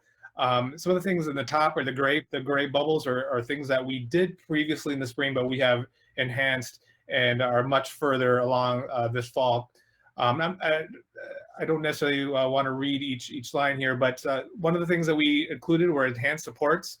We have some stronger tools that we are using this fall to support students with student supports, including a more robust student support teams, including stronger and more proactive interventions. We have a couple different tools, which are the links that you could peruse at a later time period. We have better interventions. We're onboarding a snap and read tool, which will help students with literacy interventions. We have some stronger guidance programs that will help, such as social emotional learning that will help with a dashboard that will help students and our support teams support the social emotional progress of our students. We enhanced our structures at the high school level, introducing a more structured and routine bell schedule that provides both students and teachers with structure, but also has room for flexibility. I mean, we've enhanced resources. We have improved distance learning websites with a lot of resources, including guides, including instructions, including tips and tricks for students and families and teachers. We are also providing opportunities to provide feedback, including community forums, surveys, that sort of things, to make sure that our students and our families have all of the opportunities that we can offer them. One of the things that we moved to as well for this fall are in-person opportunities, a lot like what Principal Wilrett was discussing. We have created and are introducing guidelines for students and for staff to have in-school opportunities. One of the things we talked about with distance learning with supports was being able to use the building and facilities as a resource. So following all MDE, MDH, and BPS guidelines, we created a set of rules and procedures for our staff to follow when wanting to work with students on school premises. So we kind of grouped them into 3 different tiers: individual, small group, which is 10 or less, and large group, which is 25 or less opportunities. So individual opportunities, and these are things that have already begun, as well as things that we will continue to roll out. Individual meetings, including meetings with counselors, case managers, teachers, administrators. We've been able to have certain tests being proctored on site, which has been very helpful for the student, for the teacher. Some small group opportunities that we are looking for, including social emotional support groups, tutoring sessions for academics. We've had special education classrooms. I'm really glad, Director Steigoff, you brought that question up about special education students and families and teachers having the opportunity for more intervention, for more support. So this is something that our special education teachers are really eager for and have already begun working with students on site using some different tools at their disposal. But knowing that there are activities like art, science, facts that all may need some in-person experiences, opportunities, whether it's a certain machine or tool at our sites that the students need access to. Those are opportunities that we're looking for. And then some large group opportunities, a little bit more challenging, as we know, with restrictions, but we are exploring creative ways of doing that, whether it's using outdoor space like parking lots or indoor space like gymnasiums and auditoriums. But opportunities for music, band and orchestra and choir, large group discussions. Those are some things that we're all looking forward to. And I know for sure our music programs are already planning their first in-person practices, which they are very, very excited for. Our teachers have done an amazing job making Distance Learning 2.0 successful, structured, and achievable for all students. But with some of these things, we know that it's just really hard to replicate via Google Meets. So we wanted to make sure we provided these opportunities. And early results truly have been, by and large, a successful rollout in the spring, a successful rollout this fall. And we've had markedly positive feedback, especially in comparison with the crisis pandemic that we were dealing with in the spring. So I know that was quick. I want to respect everyone's time, but I'm definitely open to questions. A lot of the links that you'll see, there's Jefferson specific, but this is very similar opportunities and interventions in sports with Kennedy as well, so representative of both high schools. So to that, I will open for any questions. Thank you, Principal Anderson. Any questions? And I am unable to see the other board members, so if you have a question, please open your microphone. Okay, Director Starks. Well, not as much as a question as a comment. So I have 2 high schoolers and it's going really well over here. So thank you to the high school teams, both at Jefferson and Kennedy, for all the work you're doing. I also was thrilled that one of my daughter's after school clubs started back up. And so one day she was talking at her screen at like 2:30. I'm like, what are you doing? And she's like, the club's back. So I'm really excited that some of those social emotional pieces are being rolled out and we're seeing those. And so just thank you. And I should have mentioned that too when Principal Wilrett was here, same thing for middle school. As a parent of a middle schooler too, it's going remarkably well, especially compared to what we did emergency learning in the spring, right? So my question for either Principal Anderson or for the larger group is, if parents or families have questions, concerns, feedback that they want to give, are we just asking that they contact individual teachers? Would you rather contact principals? Is there going to be a form that they can fill out at the district level? Like, how are we going to be gathering feedback, and what's the best way for parents to do that? Yeah, that's a really good question. And since my mic is unmuted, I will answer. So both high schools, and I presume the same at middle schools, did provide kind of like getting started guidance to students and families during that first week of school, which I thought was a really useful first week to kind of how this process is going to look. And so by and large, we, especially at the high school level, we do definitely advocate that the student and family, if it's really a classroom-based question or challenge, they talk with that teacher directly first, and then the administrators are definitely there as a secondary piece to support the student. I will say at the high school level, we've done we did a community forum in which we delivered information, but also had Q&A session to help clarify some questions. And then also we're planning a survey to students and parents just as far as kind of gathering feedback so we can continue to evolve our programming. You know, one of the things that we have mentioned to our families time and again is that, you know, agree with what you said, like the spring was crisis distance learning. This is a more planful distance learning, and it's really bearing fruits that way. But know that whatever we have designed over the summer and into the early fall, you know, if we need to make changes, if we need to make tweaks, if we need to evolve, we certainly can and will do so. So gathering feedback is going to be essential, and we've been doing that. We will continue to do that. And there's certainly been a lot of the informal feedback we've received, like you all have, from parents and students, from emails and Google Meet conversations about their experiences. Again, mostly positive, but there have been some things that we've received that we've responded to that have been really good suggestions for our family. So a lot of formal ways to do that, but certainly a lot of informal ways as well. Thank you. Any other questions or comments?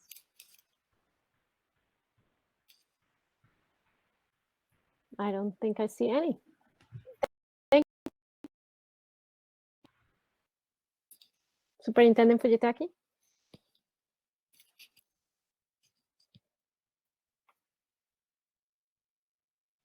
That concludes our report. I'll turn it back to you for board member reports, Chair Corman. Thank you. Thank you, principals, for being here tonight and bringing those exciting news and opportunities for our kids. Okay, so let's move on to those board member reports. Director Steiger.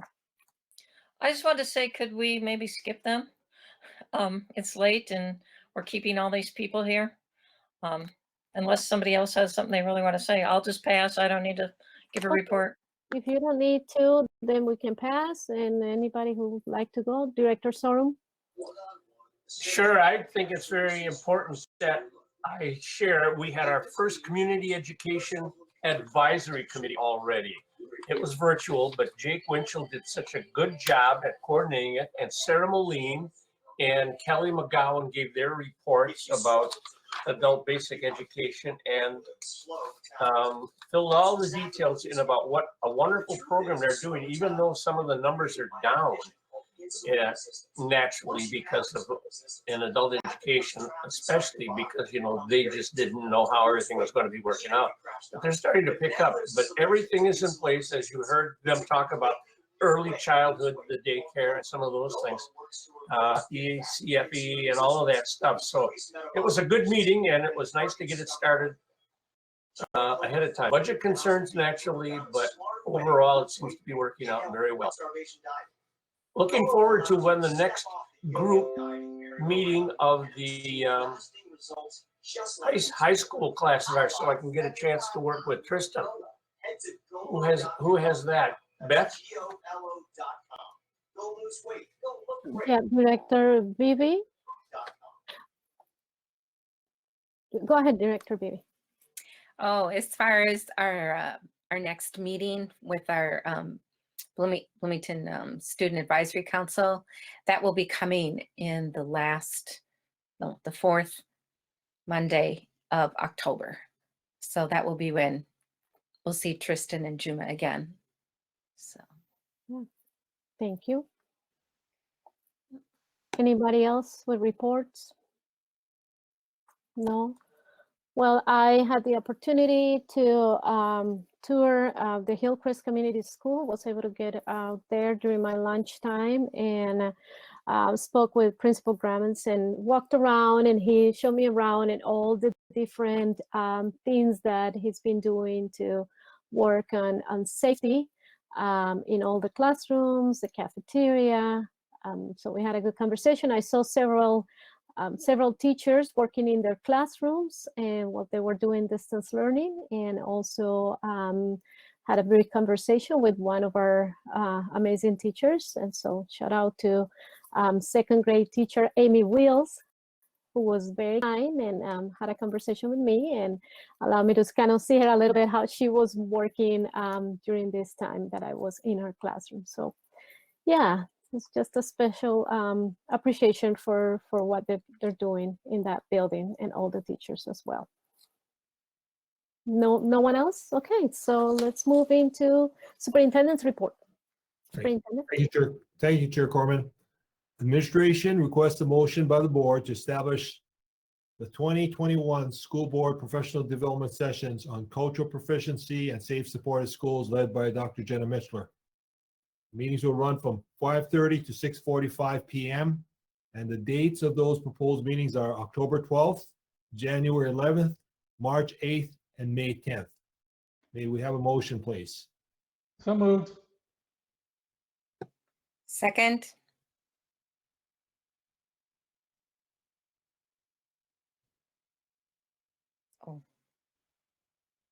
You gonna turn your mic on, Nellie? I mean, Chair Corman.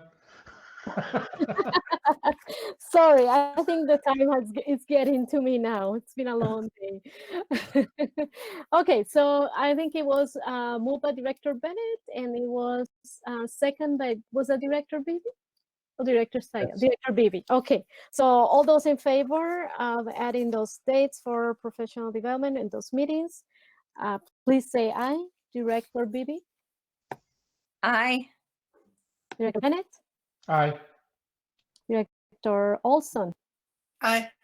Director Sorum? Aye. Director Starks? Aye. Director Steiger? Aye. Director Corman? Aye. So it passes. Thank you, Superintendent. Anything else, Superintendent? No, that concludes my report. Thank you. Thank you. Okay, so any other business you'd like to discuss? Thank you. Would someone like to move adjournment of the meeting? Motion to adjourn. Second. You guys like to rush, you know, tonight's just starting. Okay, all those in favor, please say aye for adjourning the meeting. Director Beebe? Aye. Director Bennett? Aye. Director Olson? Aye. Director Sorum? Aye. Director Starks? Aye. Director Steiger? Aye. And Corman, aye. The meeting has been officially adjourned. Thank you. Thank you, everyone. Good night.